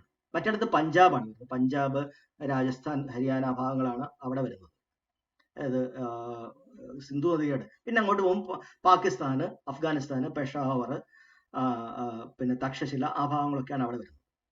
അപ്പൊ ഈ സ്ഥലങ്ങളില് ബ്രാഹ്മണരായിട്ടുള്ള അവര് കൂടുതലായിട്ട് ഫോക്കസ് ചെയ്തിരിക്കുന്നത് ആര്യ സൈഡിലാണെങ്കിലും അവരുടെ കൂടുതലായിട്ടുള്ള ഈ പ്രവർത്തനങ്ങൾ പതുക്കെ വ്യാപിച്ച് ഗംഗാ സമതലത്തിലേക്കും വരുന്നുണ്ട്. അങ്ങനെ ആദ്യത്തെ നമ്മുടെ ദർശനങ്ങളിൽ ബൗദ്ധ ദർശനത്തിനെ കൃത്യമായിട്ട് നശിപ്പിക്കുന്നുണ്ട്. ബൗദ്ധ ദർശനത്തിന്റെ മാത്രം തെരഞ്ഞു പിടിച്ച് നശിപ്പിക്കപ്പെടുന്നുണ്ട്. ജൈനത്തിന് അത്രയും നാശനഷ്ടങ്ങൾ വരുന്നില്ല. നമ്മുടെ തന്നെ ഒരു ദർശനമാണ്, തദ്ദേശീയ ദർശനമാണ്, ശ്രമണ ദർശനമാണ്. പക്ഷെ ജൈനം നശിപ്പിക്കപ്പെടുന്നില്ല. കാരണം ഇവരുടെ ഈ സങ്കല്പങ്ങൾക്കും ഇവരുടെ പൊട്ടക്കഥകൾക്കും വലിയൊരു ഭീഷണി ജൈനം നടത്തുന്നില്ല എന്നുള്ളതാണ്.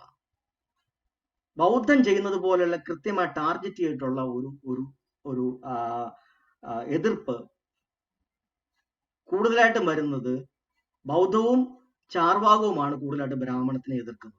അതുകൊണ്ട് അതിനെയാണ് ഏറ്റവും കൂടുതൽ ടാർഗറ്റ് ചെയ്ത് നശിപ്പിക്കുന്നത്. ചാർവാകന്മാരെയൊക്കെ ഇവർ കൊന്നൊടുക്കുന്നുണ്ട്, ചുട്ടുകൊല്ലുന്നുണ്ട്. അങ്ങനെ 27 ബൗദ്ധരുടെയും അവരുടെ ദർശനങ്ങൾ ഇന്ത്യയിൽ നിന്ന് അപ്രത്യക്ഷമാകുന്നുണ്ട്. അങ്ങനെ പൂർണ്ണമായിട്ട് പിന്നെ ഇവരുടെ ഈ ഒരു എന്താ പറയുക ഗ്രിപ്പ്, അല്ലെങ്കിൽ ഇവരുടെ ഒരു ആധിപത്യം കൂടി വരികയാണ്. ഇത് കൂടി വരുംതോറും ആൾക്കാരുടെ ജീവിതങ്ങൾ ദുസ്സഹമായി വരുന്നുണ്ട്. ഇതിനിടയ്ക്കാണ് ഈ ഒരു കാലഘട്ടത്തിൽ, അതായത് ഗൗതമബുദ്ധന് മുമ്പായിട്ട് തന്നെ ഈ ഒരു അവസ്ഥ കൂടുതലായി വന്നിട്ടുണ്ട്. അപ്പൊ ഇന്ത്യയുടെ ആ സമയത്തെ ജീവിത സാഹചര്യം എന്ന് പറയുന്നത് പൂർണ്ണമായിട്ട് ഈ യാഗയജ്ഞ സംസ്കാരങ്ങളുടെ ഒരു വിളയാട്ടമായി മാറിക്കൊണ്ടിരിക്കുകയാണ്. എന്നാൽ കുറച്ച് രാജാക്കന്മാർക്ക് ഇതിനോട് എതിർപ്പുണ്ട്. നമ്മുടെ തദ്ദേശീയരായിട്ടുള്ള, ക്ഷത്രിയരായിട്ടുള്ള ആൾക്കാർ, കേത്യരായിട്ടുള്ള ആൾക്കാർക്ക് ഇതിനോട് എതിർപ്പുണ്ട്. പക്ഷെ അവർക്ക് എങ്ങനെയാണ് ഇതിനെ എതിർക്കേണ്ടതെന്നുള്ള കൃത്യമായിട്ടുള്ള ഒരു ധാരണ അവരുടെ മുമ്പിൽ കാണുന്നില്ല. അതിലൊരു കൂട്ടരുടെ കയ്യിലുള്ള ഒരു സംഗതിയാണ് ഉപനിഷത്ത് എന്ന് പറയുന്ന സംഭവം.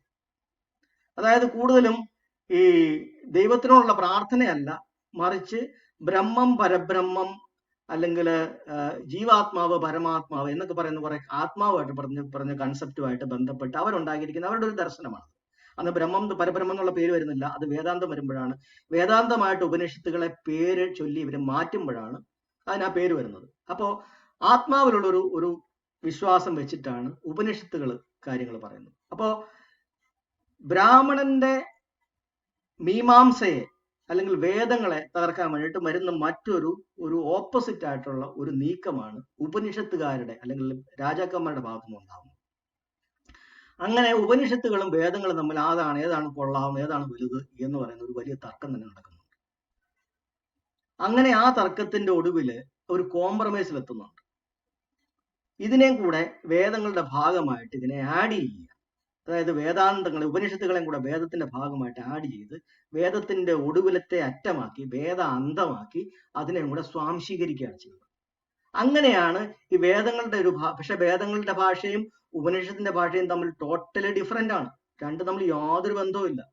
പക്ഷെ ആ സ്വാംശീകരിച്ച് കൂടെ നിർത്തി അവരെയും കൂടെ സമാധാനിപ്പിച്ച് കൂടെ നിർത്തുന്ന ഒരു പദ്ധതിക്കകത്താണ് ഈ ഉപനിഷത്തുകളെയും കൂടെ വേദങ്ങളുടെ ഭാഗമാക്കി ബ്രാഹ്മണർ മാറ്റിയെടുക്കുന്നത്. അങ്ങനെയാണ് അപ്പോഴും അതിനകത്ത് അവിടെ ബ്രഹ്മം എന്ന് പറയുന്നൊരു വാക്ക് കൊണ്ടിരിക്കുകയാണ്. അതായത് പരമാത്മാവ് അല്ലെങ്കിൽ പ്രപഞ്ചത്തിന്റെ മൊത്തത്തിന് ബ്രഹ്മം എന്നുള്ള വാക്ക് കൊടുക്കുകയാണ്, പരബ്രഹ്മം. അപ്പൊ ഈ പറയുന്ന അവിടെയും അവർ ആ ബ്രഹ്മ എന്നുള്ളൊരു വാക്ക് അതിനകത്ത് വളരെ കൃത്യമായിട്ട് തന്നെ അതിനകത്ത് കൊടുക്കുന്നുണ്ട്. അത് കൊടുത്ത് ഇന്ത്യയുടെ ആൾക്കാരുടെ ഉള്ളിൽ ഇത് ഇന്ത്യൻ സാധനമാണെന്ന് അവരെ കൊണ്ട് സമ്മതിപ്പിച്ചെടുക്കുക എന്നുള്ളതാണ്, അക്സെപ്റ്റ് ചെയ്യിപ്പിച്ചെടുക്കുക. അങ്ങനെയാണ് ഇപ്പോഴും നമ്മളോട് പറയുന്നത് ഈ പറയുന്ന ബ്രാഹ്മണിക സംസ്കാരം ഇന്ത്യൻ സംസ്കാരമാണ്, ഇത് ഇന്ത്യൻ മതമാണ്, ഇന്ത്യയുടെ സംസ്കാരമാണ് എന്ന് പറഞ്ഞ് നമ്മളോട് പറയുന്നത്. ഈ നോണയാണ് നമ്മളോട് ഇപ്പോൾ ഇന്നും പറയുന്നത്. ഇന്ത്യയുടെ ദർശനം ഒരിക്കലും ബ്രാഹ്മണികമായിരുന്നില്ല, ബ്രാഹ്മണനും ഇന്ത്യയുടേതായിരുന്നില്ല, ബ്രാഹ്മണന്റെ മതവും ബ്രാഹ്മണന്റെ മതത്തിനകത്ത് പറയുന്ന കാര്യങ്ങളും ഇന്ത്യയുടേതായിരുന്നില്ല. അതിനേറ്റവും ഒടുവിൽ അവരെ ഹിന്ദു എന്നുള്ള പേരും കൂടെ കൊടുത്തിട്ട് അത് ഇന്ത്യൻ ആണെന്ന് വരുത്താൻ അവരെ ങ്ങാഞ്ഞ് ശ്രമിക്കുകയാണ് ചെയ്തത്. ഇന്ത്യയുടെ സംസ്കാരം, ഇന്ത്യയുടെ ദർശനം എന്നും ബൗദ്ധമാരും, ഏറ്റവും പ്രധാനപ്പെട്ട ദർശനം ബൗദ്ധമാരും. അതുകൊണ്ട് തന്നെയാണ് അശോകന്റെ കാലം വന്നപ്പോ അത് ഇന്ത്യയുടെ മതമായത് ബൗദ്ധമാണ്, ബ്രാഹ്മണന്റെ മതമല്ല. ബ്രാഹ്മണന്റെ മതത്തിന്റെ ഭാഷ എന്ന് പറയുന്നത് സംസ്കൃതമാണ്. ഇത് ഇന്ത്യയിലെ ആൾക്കാരുടെ ഭാഷയായിരുന്നിട്ടില്ല. ഇന്ത്യയുടെ പബ്ലിക്കിന്റെ ഭാഷ എന്ന് പറയുന്നത് എന്നും പ്രാകൃതത്തിലുണ്ടായ പാലിയും തമിഴും ഒക്കെ ആയിരുന്നു. അപ്പോ ആ ഒരു ഗൗതമ ബുദ്ധന് തൊട്ട് മുമ്പുണ്ടായിരുന്ന ഒരു അവസ്ഥയിൽ ഇവരേറെക്കുറെ പൂർണ്ണമായി ഇന്ത്യയുടെ ആധിപത്യം, അതായത് സാംസ്കാരികമായ ദാർശനികമായ ആധിപത്യം ഏറെക്കുറെ വേദങ്ങളെ ചുവടുപിടിച്ച് യാഗയജ്ഞ സംസ്കാരങ്ങളുടെ ഒരു ആധിപത്യം ഇന്ത്യയിൽ ഉണ്ടാക്കുന്ന ഘട്ടത്തിലാണ് സിദ്ധാർത്ഥ ഗൗതമന്റെ വരവ്. സിദ്ധാർത്ഥ ഗൗതമൻ ഇതിനെ കാണുമ്പോൾ നമ്മൾ ഇന്ന് നമ്മുടെ മുമ്പിൽ കാണിക്കുന്ന പോലെ ഒരു പിക്ചർ ആയിട്ടുള്ള ഒരു പാവത്താനല്ല ഈ പറയുന്ന സിദ്ധാർത്ഥ ഗൗതമൻ. അദ്ദേഹത്തിന്റെ യഥാർത്ഥ പേര് എന്ന് പറയുന്നത് സുഗീതി എന്നാണ്. അത് ചില ഇടങ്ങളിൽ നമുക്ക് കിട്ടിയിട്ടുണ്ട്. സിദ്ധാർത്ഥൻ എന്ന് പറയുന്ന അദ്ദേഹത്തിന് കൊടുക്കുന്ന ഒരു എന്താ പറയുക, ഒരു വിശേഷണമാണ്. സിദ്ധി ആർജിച്ചവൻ എന്നുള്ള രീതിയിലാണ് സിദ്ധാർത്ഥൻ. സിദ്ധി അവന്റെ സമ്പത്താക്കിയവൻ എന്നുള്ള രീതിയിലാണ്. എന്തിന്റെ സിദ്ധിയാണ്? അദ്ദേഹത്തിന് ഈ പറയുന്ന മനസ്സിനെ ശരീരത്തെ പറ്റിയുള്ള അറിവ് അദ്ദേഹത്തിന് പൂർണ്ണമായി കിട്ടുകയും ആ പൂർണ്ണമായ ബോധാവസ്ഥ ലഭിക്കുകയും ചെയ്തൊരു മനുഷ്യനാണ്. അതുകൊണ്ടാണ് അദ്ദേഹത്തെ സിദ്ധാർത്ഥൻ വിളിക്കുന്നത്. ശരിക്കും പറഞ്ഞാൽ സുഗീതി എന്നാണ് അദ്ദേഹത്തിന്റെ പേര്. അപ്പം ഈ ആള് ഒരു വിപ്ലവകാരിയായിട്ട് തന്നെയാണ് ശരിക്കും പറഞ്ഞാൽ ഇന്ത്യയിൽ ഉയർന്നു വരുന്നത് എന്നുള്ളത് നമ്മൾ കൃത്യമായിട്ട് മനസ്സിലാക്കണം. അല്ലാതെ ഒരു പാവത്താനല്ല. നമ്മുടെ മുമ്പിൽ കാണിക്കുന്ന ആൾ വെറും ഒരു പാവത്താനായിട്ടുള്ള ഒരു മനുഷ്യനല്ല. കൃത്യമായി ഫൈറ്റ് ചെയ്ത് ഈ സാധനത്തിനെ ഇല്ലാതാക്കാൻ വേണ്ടി തന്നെ ഇറങ്ങി പുറപ്പെട്ട ഒരു വ്യക്തിയാണ് സിദ്ധാർത്ഥ ഗൗതമൻ. നമ്മളിപ്പോ ബുദ്ധനെ വിളിക്കാം, ഗൗതമ ബുദ്ധനെ വിളിക്കാം. 28ാമത്തെ ഈ ദർശനത്തിന്റെ പരമ്പരയിൽ വരുന്ന 28ാമത്തെ ആളാണ് സിദ്ധാർത്ഥ ഗൗതമൻ. നമുക്കറിയാം ഇന്ത്യയിലുള്ളതെല്ലാം പരമ്പരകളായിട്ടാണ് വരുന്നത്. 24 തീർത്ഥങ്കരന്മാരുണ്ട്. തീർത്ഥങ്കരന്മാർ എന്ന് പറയുന്നവര് ജൈനമതത്തിന്റെ ആൾക്കാരാണ്. അതുപോലെ നമ്മുടെ സിഖ് മതത്തിനകത്ത് ഗുരു പരമ്പരയുണ്ട്. 10 ഗുരുക്കന്മാരുടെ ഒരു പരമ്പരയുണ്ട്. അതായത് ഒരു ഗുരു ഉണ്ടായ ഗുരുവിന് ശിഷ്യൻ ഉണ്ടായിരുന്നു, അതിനകത്ത് പിന്നെ പ്രധാനപ്പെട്ട ശിഷ്യൻ അടുത്ത ആൾക്ക് പറഞ്ഞു കൊടുക്കുന്നു. അങ്ങനെ ഒരു പരമ്പര വരും. ഗുരുശിഷ്യ പരമ്പര കൂടെ തന്നെയാണ് ദർശനങ്ങൾ എപ്പോഴും ഇന്ത്യയിൽ പോയിക്കൊണ്ടിരുന്നത്. എന്താണ് ക്രിസ്തുവിന്റെ സമയത്ത് സംഭവിച്ചത്? 12 ശിഷ്യന്മാരെ അദ്ദേഹം ഉണ്ടാക്കി. അപ്പൊ ഇതുപോലെ തന്നെയാണ് ഇവിടെ 27 ബുദ്ധന്മാരെ നമുക്ക് അറിയപ്പെടുന്ന ബുദ്ധന്മാർ, അതായത് മനസ്സും ശരീരവും നോക്കി പഠിച്ച 27 പേരുടെ കൃത്യമായ പേരുകൾ നമുക്കറിയാം. അതിൽ കൂടുതൽ ആൾക്കാരുണ്ടാവും, അവരുടെ പേരുകൾ നമുക്ക് അറിഞ്ഞുകൂടി. അറിയപ്പെടുന്ന 27 ബുദ്ധന്മാരുണ്ടായിരുന്നു. അവരുടെ ദർശനത്തിനെ രണ്ടാമത് വീണ്ടെടുക്കുകയാണ് സിദ്ധാർത്ഥ ഗൗതമൻ ചെയ്യുന്നത്. അപ്പൊ ഗൗതമ ബുദ്ധൻ ചെയ്യുന്നത് എന്താന്ന് പറഞ്ഞാൽ അദ്ദേഹം ആദ്യം ഇവിടെ ഇങ്ങനൊരു സംഗതി ഉണ്ട്, യഥാർത്ഥത്തിൽ ഒരു ദർശനം ഉണ്ട്, അതെന്താണെന്ന് എനിക്ക് പഠിക്കണം, അത് പഠിച്ച ആൾക്കാരിലേക്ക് എത്തിക്കണം എന്ന ഉദ്ദേശം അദ്ദേഹത്തിനുണ്ട്. അത് പഠിക്കാനാണ് അദ്ദേഹം ആൾക്കാരുടെ ഇടയിലേക്ക് പോകുന്നത്, ഗുരുക്കന്മാരെ തപ്പിപ്പോകുന്നത്. പക്ഷെ ഈ ഗുരുക്കന്മാരെല്ലാം കുറച്ച് മെഡിറ്റേഷൻ മാത്രമേ പറഞ്ഞു കൊടുക്കുന്നുള്ളൂ. ആ മെഡിറ്റേഷൻ എന്താണ്? എവിടെ ഇങ്ങനെ ശ്വാസത്തെ മാത്രം ശ്രദ്ധിക്കുക, പിന്നെ അത് കൂടി കൂടി കൂടി കൂടി കോൺസെൻട്രേഷൻ കൂടി കൂടി പോവുക, അല്ലാതെ മനസ്സിനെ ശരീരത്തിൽ നോക്കി പഠിക്കുന്ന പരിപാടി അവിടെ നടക്കുന്നില്ല. ഫോക്കസ് കൂട്ടി കൂട്ടി കൂട്ടി ആ അറ്റൻഷൻ ഓരോയിടത്തേക്ക് ഒന്ന് പൂർണ്ണമായി ഫോക്കസ് ആക്കി ആക്കി ആക്കി പോകുന്നു എന്നുള്ളതല്ലാതെ മനസ്സിന്റെ ശരീരത്തിന്റെ പ്രവർത്തനങ്ങളെ നോക്കി പഠിക്കുന്നത് ആരും അദ്ദേഹത്തെ പഠിപ്പിക്കുന്നില്ല. അങ്ങനെ അദ്ദേഹം പല ഗുരുക്കന്മാരുടെ അടുക്കെ പോകുന്നു. കാരണം അവിടെ എങ്ങും പഠിക്കുന്ന സാധനം അല്ല ഇതിനകത്തുള്ളത്, ഇതിന്റെ അപ്പുറത്ത് മറ്റൊരു സംഗതി ഉണ്ടെന്ന് അദ്ദേഹത്തിന് അറിയാം. അതുകൊണ്ടാണ് അവരാരും പഠിപ്പിച്ച കാര്യത്തിനകത്ത് അദ്ദേഹം, അതായത് മനുഷ്യന്റെ മനസ്സിനകത്ത് അസ്വസ്ഥതകൾ ഉണ്ടാവുന്നുണ്ട്, അതിനൊരു പരിഹാരമുണ്ട്, അതിനൊരു കാരണമുണ്ട്, ആ കാരണത്തെ നമുക്ക് പരിഹരിക്കാം, അതിന്റെ മെത്തേഡ് എന്താണ്, അത് പഠിക്കാനായി പോകുന്നത്. പക്ഷെ ഇവരൊക്കെ കോൺസെൻട്രേഷൻ പഠിപ്പിച്ചു കൊടുക്കുന്നതല്ലാതെ കൃത്യമായ ദുഃഖത്തിന്റെ പ്രശ്നത്തിന്റെ പരിഹാരം പഠിപ്പിച്ചു കൊടുക്കുന്നില്ല. അപ്പൊ അങ്ങനെയാണ് അവസാനം അദ്ദേഹം ഇരുന്നിട്ട് തന്നെത്താൻ ഈ സ്വന്തം മനസ്സിനെയും ശരീരത്തെയും നിരീക്ഷിച്ച് പഠിക്കുന്നത്, ആ ആൽമരത്തിന്റെ ചുവട്ടിയിരുന്നു. അങ്ങനെയാണ് അതിന്റെ പ്രവർത്തനം മനസ്സിലാക്കി കഴിയുമ്പോഴാണ് അദ്ദേഹത്തിന് ഇതിന്റെ ആ പഴയ 27 ബുദ്ധന്മാരുടെ അവര് കൊണ്ടുവന്നിരുന്ന ആ ദർശനം എന്താണെന്ന് കൃത്യമായിട്ട് അദ്ദേഹത്തിന് മനസ്സിലാവും. അതാണ് ഞാൻ തുടക്കത്തിലെ പറഞ്ഞത്, ഇതാര് ചെയ്താലും ഏത് കാലഘട്ടം ചെയ്താലും തിരിച്ചു കിട്ടും. പക്ഷെ ഒരാൾ അതിനുവേണ്ടി ഇരിക്കണം, അതിനുവേണ്ടി നോക്കിയിരിക്കണം, അത് ഒബ്സർവ് ചെയ്താൽ മാത്രമേ ഇത് കിട്ടത്തുള്ളൂ. എത്ര പേര് അതിന് തയ്യാറാവും അറിയത്തില്ല. അതുകൊണ്ടാണ് പലപ്പോഴും ഈ സാധനം ഇല്ലാണ്ടായി പോകുന്നത്. അപ്പൊ ഇത് അദ്ദേഹം ഇരുന്ന് നോക്കുകയും പഠിക്കുകയും ചെയ്തിട്ട് അദ്ദേഹത്തിന് കൃത്യമായി കിട്ടിക്കഴിഞ്ഞപ്പോഴാണ് മനസ്സിലാവുന്നത്, ഓ ഇങ്ങനെ ചെയ്താലാണ് മനസ്സിന്റെ അസ്വസ്ഥതയെ എനിക്ക് ഇല്ലാതാക്കാൻ പറ്റുന്നത്. അങ്ങനെയാണ് അദ്ദേഹം അടുത്ത 5 പേരെ അദ്ദേഹം പഠിപ്പിച്ചു കൊടുക്കുന്നത്, പഴയ കൂട്ടുകാരായിട്ടുള്ള 5 പേരെ പഠിപ്പിച്ചു കൊടുക്കുന്നത്. ആ 5 പേർക്ക് ഇത് പഠിപ്പിച്ചു കൊടുത്തിട്ട് ഓരോരുത്തരോടും പറയുന്നത്, നിങ്ങൾ എത്രയും പെട്ടെന്ന് ഇന്ത്യയിൽ എല്ലായിടത്തും അല്ലെങ്കിൽ നമ്മുടെ ഈ രാജ്യത്ത് നടന്ന് പോവുക, പഠിപ്പിച്ചു കൊടുത്തുകൊണ്ടേയിരിക്കുക, കയ്യിൽ ഒരു കാര്യവും സ്വന്തമായിട്ട് സൂക്ഷിക്കാതിരിക്കുക. അതായത് സ്വന്തം പ്രോപ്പർട്ടിയോ സമ്പത്തോ ഭൂമിയോ വെൽത്തോ ഒക്കെ ഉണ്ടെങ്കിൽ നിങ്ങൾ നടക്കുകയല്ല, നിങ്ങൾ പോവുകയല്ല, നിങ്ങൾ സഞ്ചരിക്കില്ല. അതുകൊണ്ട് അത് നിങ്ങൾ വേണ്ടാന്ന് വെക്കുക. നിങ്ങൾ മറ്റുള്ള കാര്യങ്ങളെല്ലാം നിങ്ങൾ വേണ്ടാന്ന് വെക്കുക. നിങ്ങളുടെ ഭക്ഷണത്തിന്റെ കാര്യം ഈ ജനത ഏറ്റെടുത്തോളും. ഈ ജനത ഭക്ഷണത്തിന്റെ കാര്യം എടുക്കുക, നിങ്ങൾ അവർക്ക് അറിവ് കൊടുക്കുക. ഓരോരുത്തരും അത്രയും ആൾക്കാരെ പഠിപ്പിക്കുക, അവരോരോരുത്തരും മറ്റുള്ള ആൾക്കാരെ പഠിപ്പിക്കുക. അതായത് നമ്മളിപ്പോ പറയുന്നത് ഈ നെറ്റ്വർക്കാണ്. ആ നെറ്റ്വർക്കിനകത്തൂടെ പോകുമ്പോൾ ഒരാൾ 5നെ, മറ്റൊരാൾ 5, ഓരോന്നിനും 5നെ അല്ലെങ്കിൽ 10നെ, അങ്ങനെ പെട്ടെന്ന് ഇന്ത്യയിലുള്ള ആൾക്കാരിൽ മുഴുവൻ കവർ ചെയ്യുക എന്നുള്ളതാണ് അദ്ദേഹത്തിന്. എന്തിനാണ് അദ്ദേഹം അത് ചെയ്യുന്നത്? സ്വന്തം ഇഷ്ടത്തിനല്ല. ബ്രാഹ്മണർ ഈ ഉണ്ടാക്കിക്കൊണ്ട് വരുന്ന ഈ ഒരു സംഗതിയെ, ഈ ഒരു വിശ്വാസ സംഹിതയെ നമ്മുടെ പഴയ ദർശനം കൊണ്ട് തിരിച്ചു കൊണ്ടുവന്ന് അതിനെ കൊണ്ട് നമ്മൾ അതിനെ റീപ്ലേസ് ചെയ്യണം. ബ്രാഹ്മണർ കൊണ്ടുവന്ന ആ ദർശനത്തിനെ, അത് തെറ്റാണ്, അത് മുഴുവൻ സങ്കല്പമാണ്, ബ്രാഹ്മണർ പൈസ ഉണ്ടാക്കാൻ വേണ്ടി മാത്രമാണ്, മനുഷ്യന്റെ സമ്പദ്ഘടനയുടെ നട്ടലൊടിക്കുന്നതാണ്, ആവശ്യമില്ലാതെ പശുക്കളെയും കുതിരകളെയും ആടുകളെയും മനുഷ്യരെയും ഒക്കെ ബലി കഴിക്കുന്ന ഒരു സാധനമാണ്. ഇതൊന്നും അല്ല ശരിക്കും പറഞ്ഞാൽ മനുഷ്യന്റെ അസ്വസ്ഥതയ്ക്ക് കാര്യമോ ദൈവത്തിന്റെ പരിഹാരമോ ഇതല്ല. അല്ലെങ്കിൽ ദൈവങ്ങളെ വിളിക്കേണ്ടത് ഇങ്ങനെയല്ല. അപ്പോ ഈ ഒരു ഭക്തിയുടെ, മനുഷ്യന്റെ നിസ്സഹായാവസ്ഥയെ ചൂഷണം ചെയ്ത് അങ്ങനെ പൈസ ഉണ്ടാക്കുന്ന ഈ സിസ്റ്റത്തിനെ എത്രയും പെട്ടെന്ന് ഇന്ത്യയിൽ നിന്ന് മാറ്റി തിരിച്ച് നമ്മുടെ പഴയ ദർശനത്തെ തിരികെ കൊണ്ടുവരണം. അതിനുവേണ്ടി നിങ്ങൾ സഞ്ചരിക്കുക. അങ്ങനെയാണ് മിഷണറി ആയിട്ടുള്ള ഒരു സംഘത്തെ, ഭിക്ഷു സംഘത്തെ അദ്ദേഹം ഉണ്ടാക്കിയെടുക്കുന്നത്. ഇതാണ് ബുദ്ധന്റെ വിപ്ലവം. അപ്പൊ ആദ്യം അവര് തകർത്തു, നമ്മുടെ ബൗദ്ധ സംസ്കാരത്തെ തകർത്തു. അതിനെ ബുദ്ധൻ തിരിച്ച് വിപ്ലവം നടത്തി തിരിച്ചു പിടിക്കുന്നു. അത് പിന്നീട് ഇങ്ങോട്ട് പല പ്രക്രിയകളാണ്. ഓരോ സമയത്തും അവർ തകർക്കും, നമ്മൾ തിരിച്ചു പിടിക്കും. അതാണ് നമ്മൾ ചെയ്യുന്നത്. അപ്പൊ ഇന്ത്യയുടെ ചരിത്രം എന്ന് പറയുന്നത് നിരന്തരമായിട്ടുള്ള ഈ ബ്രാഹ്മണിസവും ബൗദ്ധധർമ്മവും തമ്മിലുള്ള ഫൈറ്റാണ്. ഇതിനെ നമ്മൾ അങ്ങനെയാണ് നമ്മളിതിനെ മനസ്സിലാക്കേണ്ടത്. അതിന്റെ ഏറ്റവും ഒടുവില് അതിനുശേഷം ബുദ്ധന്റെ കാലത്തിന് ശേഷം അശോകന്റെ കാലം വരുന്നു. അശോകന്റെ കാലത്തിന് ശേഷം ഇതിനെ പൂർണ്ണമായിട്ട്, ഈ ആശയത്തെ രണ്ടാമത് പിന്നെയും ഇവര് തകർക്കുന്നുണ്ട്. കാര്യം ബുദ്ധൻ ഇത്രയും ഇതിനെ പ്രചരിപ്പിച്ചു, ആൾക്കാരിലേക്ക് എത്തി, ആൾക്കാർ അത് ഇന്ത്യയുടെ മതമാക്കി മാറ്റി. അശോകന്റെ സമയത്ത് നാഷണൽ റിലീജനായി, ദേശീയ മതമാക്കിയതിനു ശേഷം പോലും അതിനെ പിന്നെയും ഇവർ തകർക്കുന്നുണ്ട്. അതാണ് നമ്മുടെ പഠനത്തിനകത്ത് ഏറ്റവും വലിയ ഒരു ഭാഗം എന്ന് പറയുന്നത്. അത് ചിലപ്പോൾ ഇന്നത്തെ ക്ലാസ് നമുക്ക് പൂർണ്ണമായിട്ട് കിട്ടത്തില്ല, കാര്യം അത്രയും പറയാനുണ്ട്. എങ്ങനെയാണ് ഇതിനെ ആശയപരമായി തകർത്തത്, പിന്നെ ഇതിന്റെ ഭൗതികമായ സ്ഥാപനങ്ങളെ, വിഹാരങ്ങളെയും മറ്റു കാര്യങ്ങളെയും തകർത്തത്, അത് മറ്റൊരു അത് അതിനേക്കാൾ കൂടുതൽ ആശയത്തെ ഇന്ത്യയിൽ നിന്ന് എങ്ങനെ ഇവർ തുടച്ചു നീക്കുന്നുള്ളതാണ്. പണ്ട് 27 ബുദ്ധന്മാരുടെ ആശയത്തെ തുടച്ചു നീക്കിയപ്പോ രണ്ടാമതൊരു ബുദ്ധൻ വന്ന് അതിനെ തിരിച്ചു പിടിച്ചു.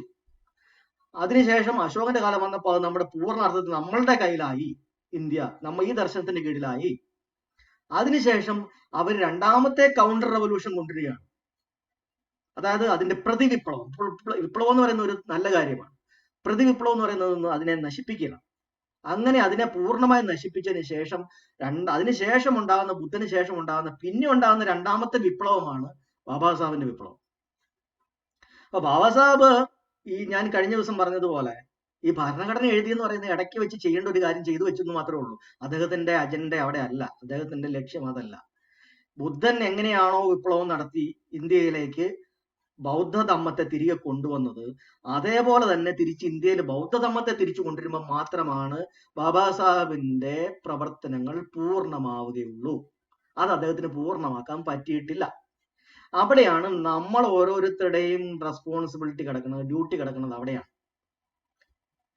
ഈ കൃത്യമായ ദർശനത്തെ ശാസ്ത്രീയമായിട്ട്, സയന്റിഫിക് ആയിട്ട് നമ്മൾ ഓരോരുത്തരും പഠിക്കുകയും വികലമാക്കിപ്പെടാൻ ഇപ്പോഴും സാധ്യതയുണ്ട്. നമ്മൾ ഇതിനെ പലരും വികലമാക്കാൻ സാധ്യതയുണ്ട്.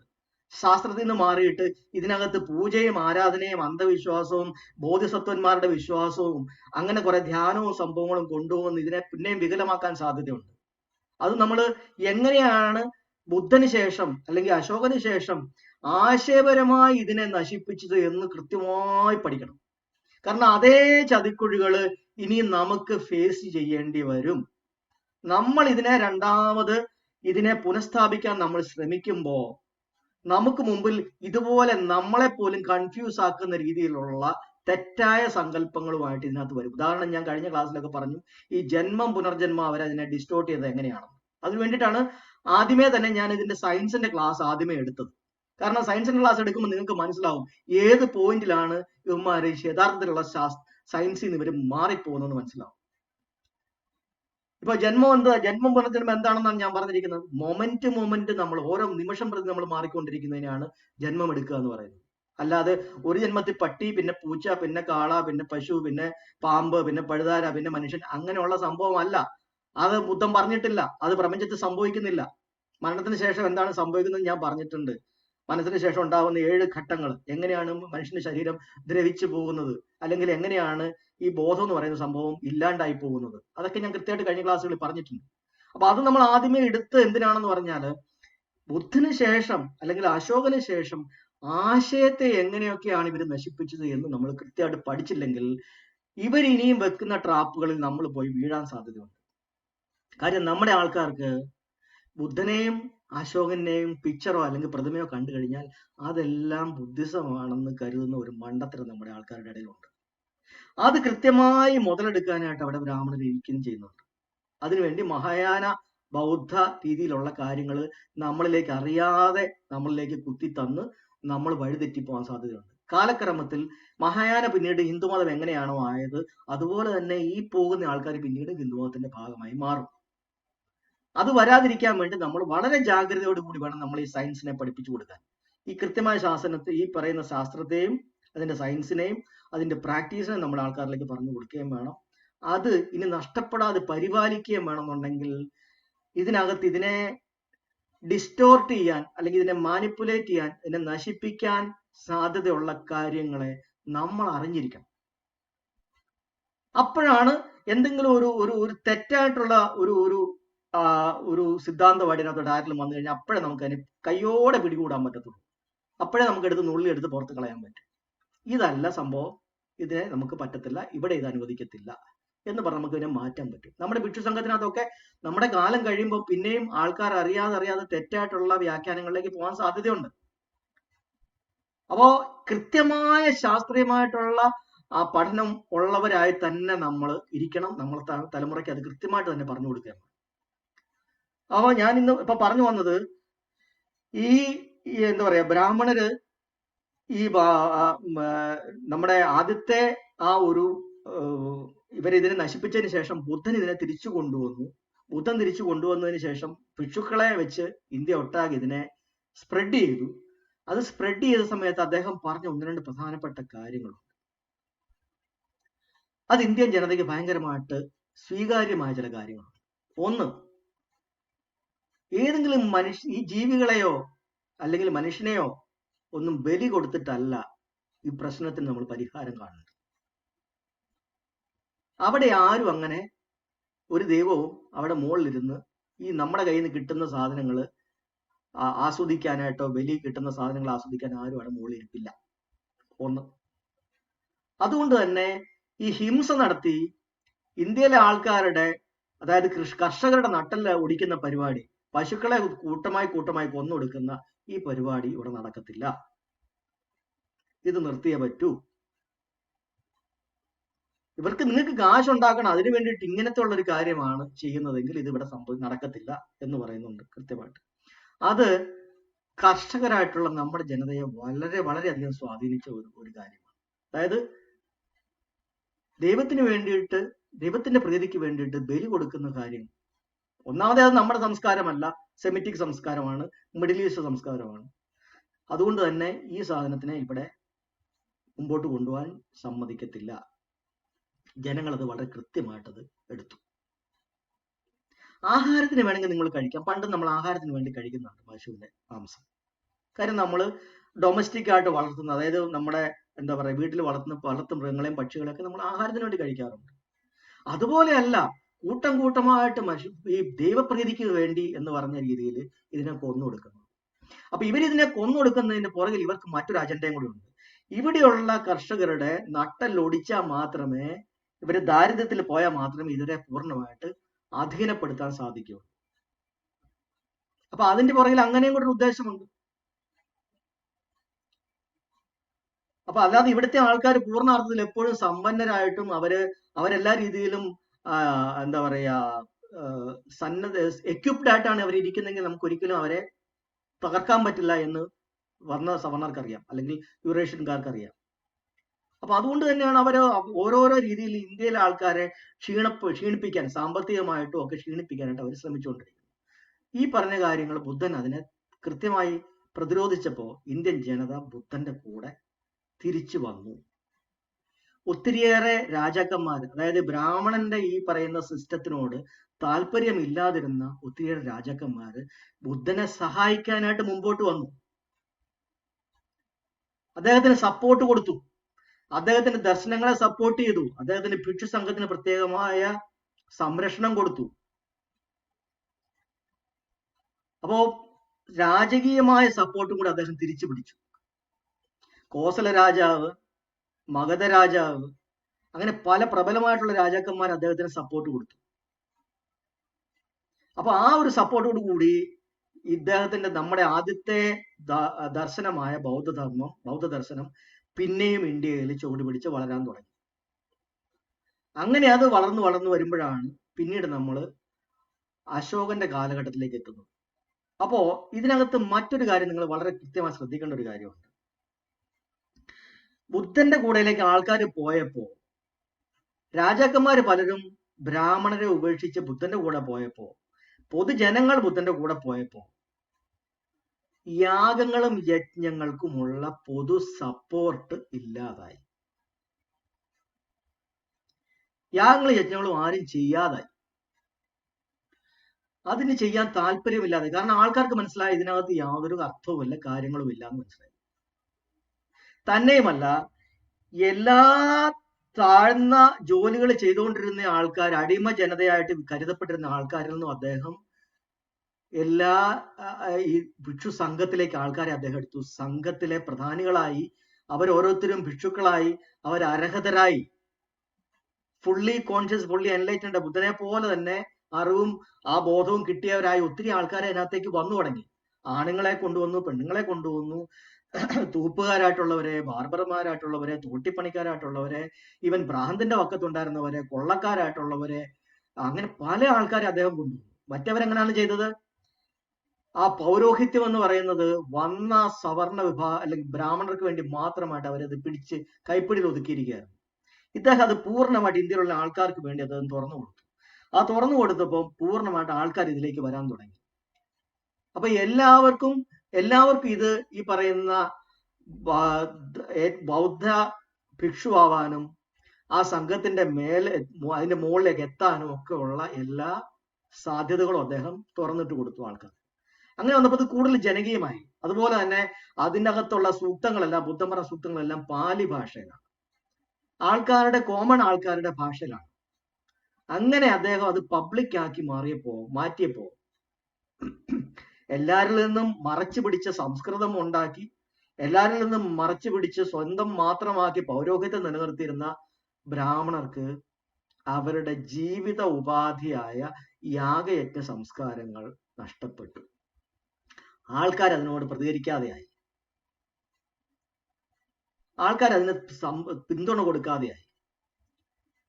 ഈ പറഞ്ഞുകൊണ്ട് വന്ന പഴയ പല ദൈവങ്ങളും, ബ്രഹ്മാവ് ഇന്ത്യക്കാരുടെ ഒരു ദൈവമല്ല, ഇന്ദ്രൻ ഇന്ത്യക്കാരുടെ ഒരു ദൈവമല്ല, അതുപോലെ വായുവിനെ, അഗ്നിയെയും വെള്ളത്തിനെയും ഒന്നും ആരാധിക്കുന്ന പരിപാടി ഇന്ത്യക്കാർക്കില്ല. ആ ദൈവങ്ങളെല്ലാം ബ്രാഹ്മണർ വേണ്ടാന്ന് വെച്ചു. കാരണം അവരെ സംബന്ധിച്ചിടത്തോളം ബിസിനസ്സും സമ്പത്തുമാണ് പ്രധാനം. ഇവിടെ മാർക്കറ്റ് ഇല്ലാത്തൊരു സാധനമാണെങ്കിൽ പിന്നെ അതിനെ വെച്ചോണ്ട് നിന്നിട്ട് കാര്യമില്ല, അപ്പോഴേ എടുത്ത് കളഞ്ഞു. അല്ലാതെ അതിനോടൊന്നും അവർക്കാർക്കും യാതൊരു രീതിയിലുള്ള ഭക്തിയോ അല്ലെങ്കിൽ അങ്ങനത്തെ പ്രത്യേകിച്ച് യാതൊരു രീതിയിലുള്ള പേടിയോ ഒന്നുമില്ല. ഇപ്പോഴും ഇന്ത്യയിലെ ഏറ്റവും വലിയ ദൈവനിഷേധികളായിട്ടുള്ള ആൾക്കാർ ആരാന്ന് ചോദിച്ചു കഴിഞ്ഞാൽ ബ്രാഹ്മണ പുരോഹിതന്മാരാണെന്നുള്ളതാണ് അതിനകത്ത് ഉത്തരം. ഒരു ദൈവത്തിനെ അവർക്ക് യാതൊരു പേടിയുമില്ല.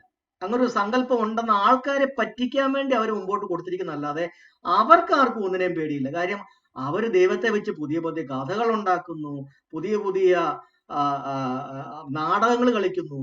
ദൈവങ്ങൾ അങ്ങോട്ട് പോകുന്നു, ദൈവങ്ങളെ ഞങ്ങൾ ഉറക്കുന്നു, ദൈവങ്ങളെ ഞങ്ങൾ ഊട്ടുന്നു, ദൈവങ്ങളെ ഞങ്ങൾ തുണി ഉടുപ്പിക്കുന്നു, ദൈവങ്ങളെ ഞങ്ങൾ കുളിപ്പിക്കുന്നു എന്നൊക്കെ പറയുമ്പോൾ അവർ ഉള്ളിൽ ചിരിച്ചോണ്ടാണ് ഇത് ചെയ്യുന്നത്. പുറത്ത് കുറെ പൊട്ടന്മാർ നിൽക്കുന്നുണ്ട്, ഇവന്മാർ ഇതെല്ലാം കണ്ടിട്ട് ഭയഭക്തി ബഹുമാനത്തോടുകൂടി കൈകൂപ്പി നിൽക്കുന്നുണ്ട്.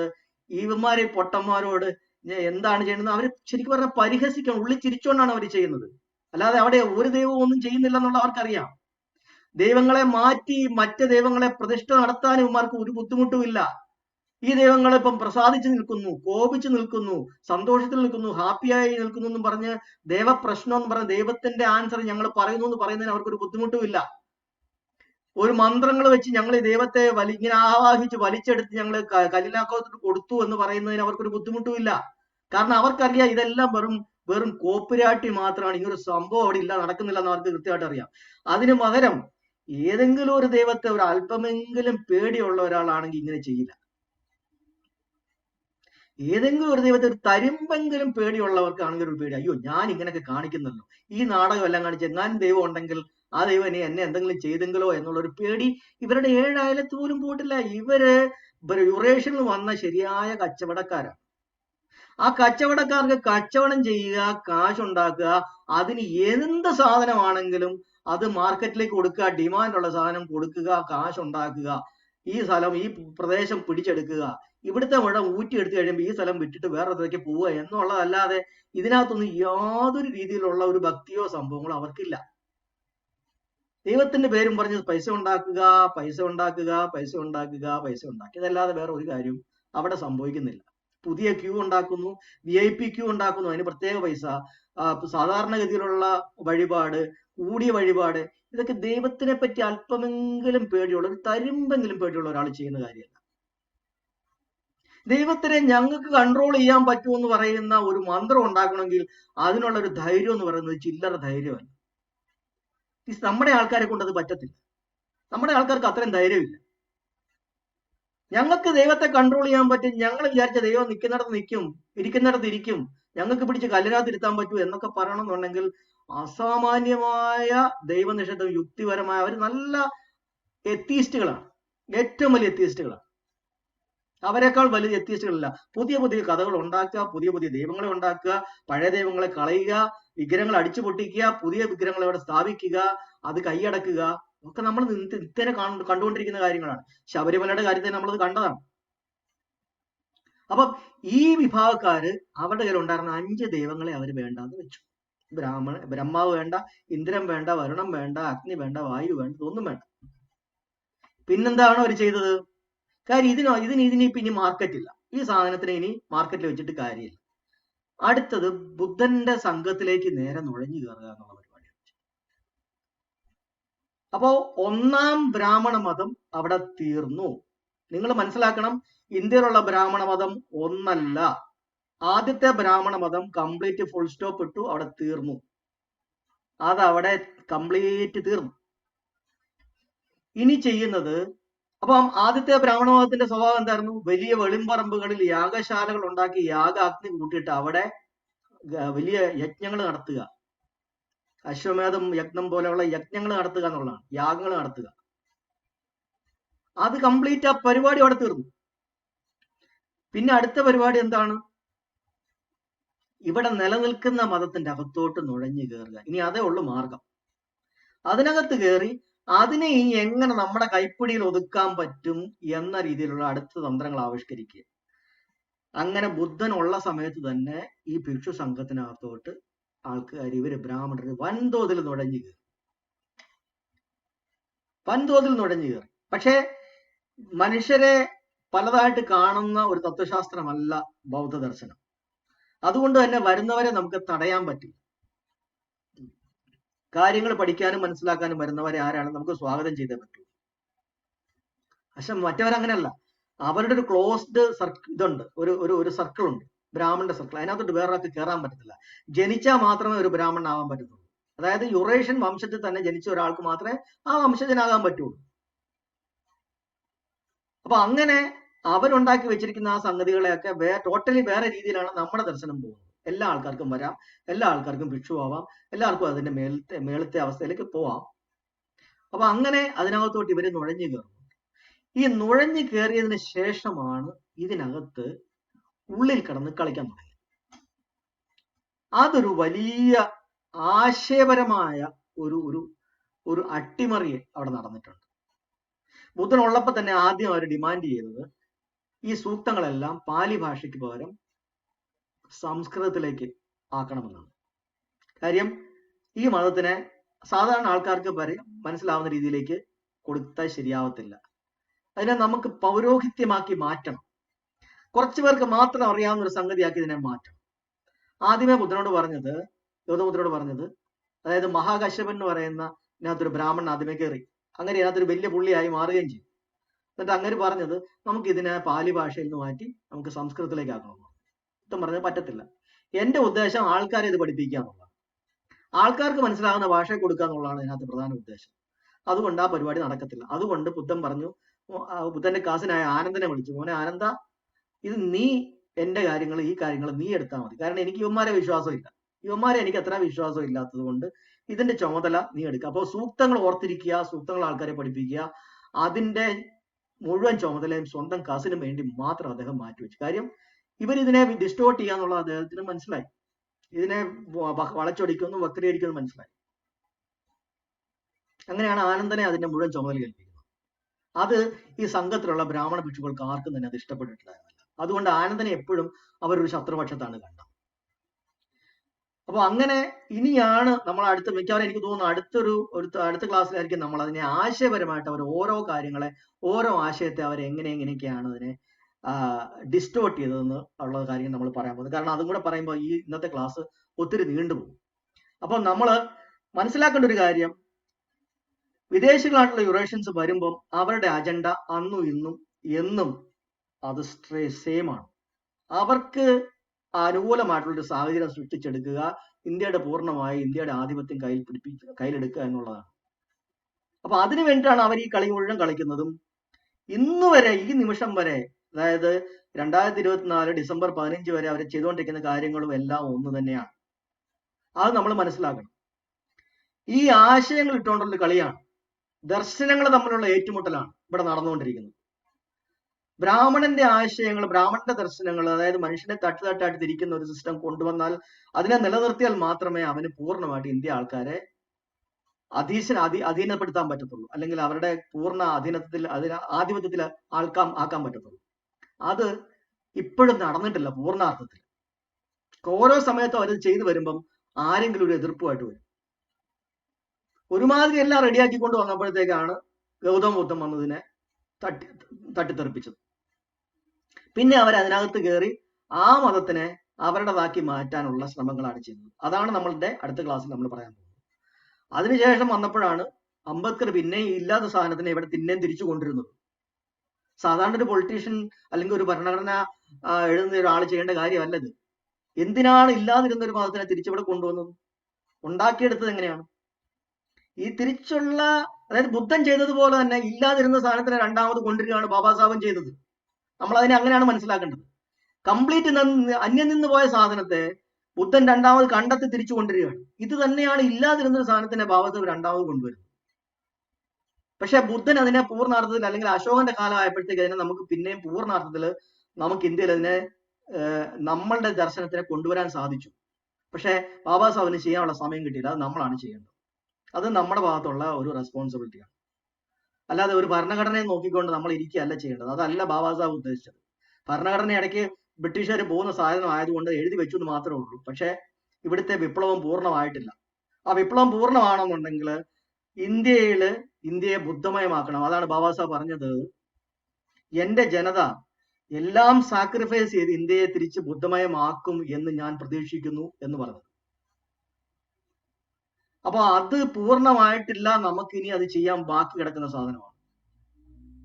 അതിനു വേണ്ടിയിട്ടാണ് നമ്മൾ ഈ ക്ലാസ്സുകൾ എടുക്കുന്നതും കൃത്യമായിട്ട് ഇതിനെ ഓരോരോരോ പാർട്ടായിട്ട് നമ്മളിങ്ങനെ കൊണ്ടുപോകുന്നത്.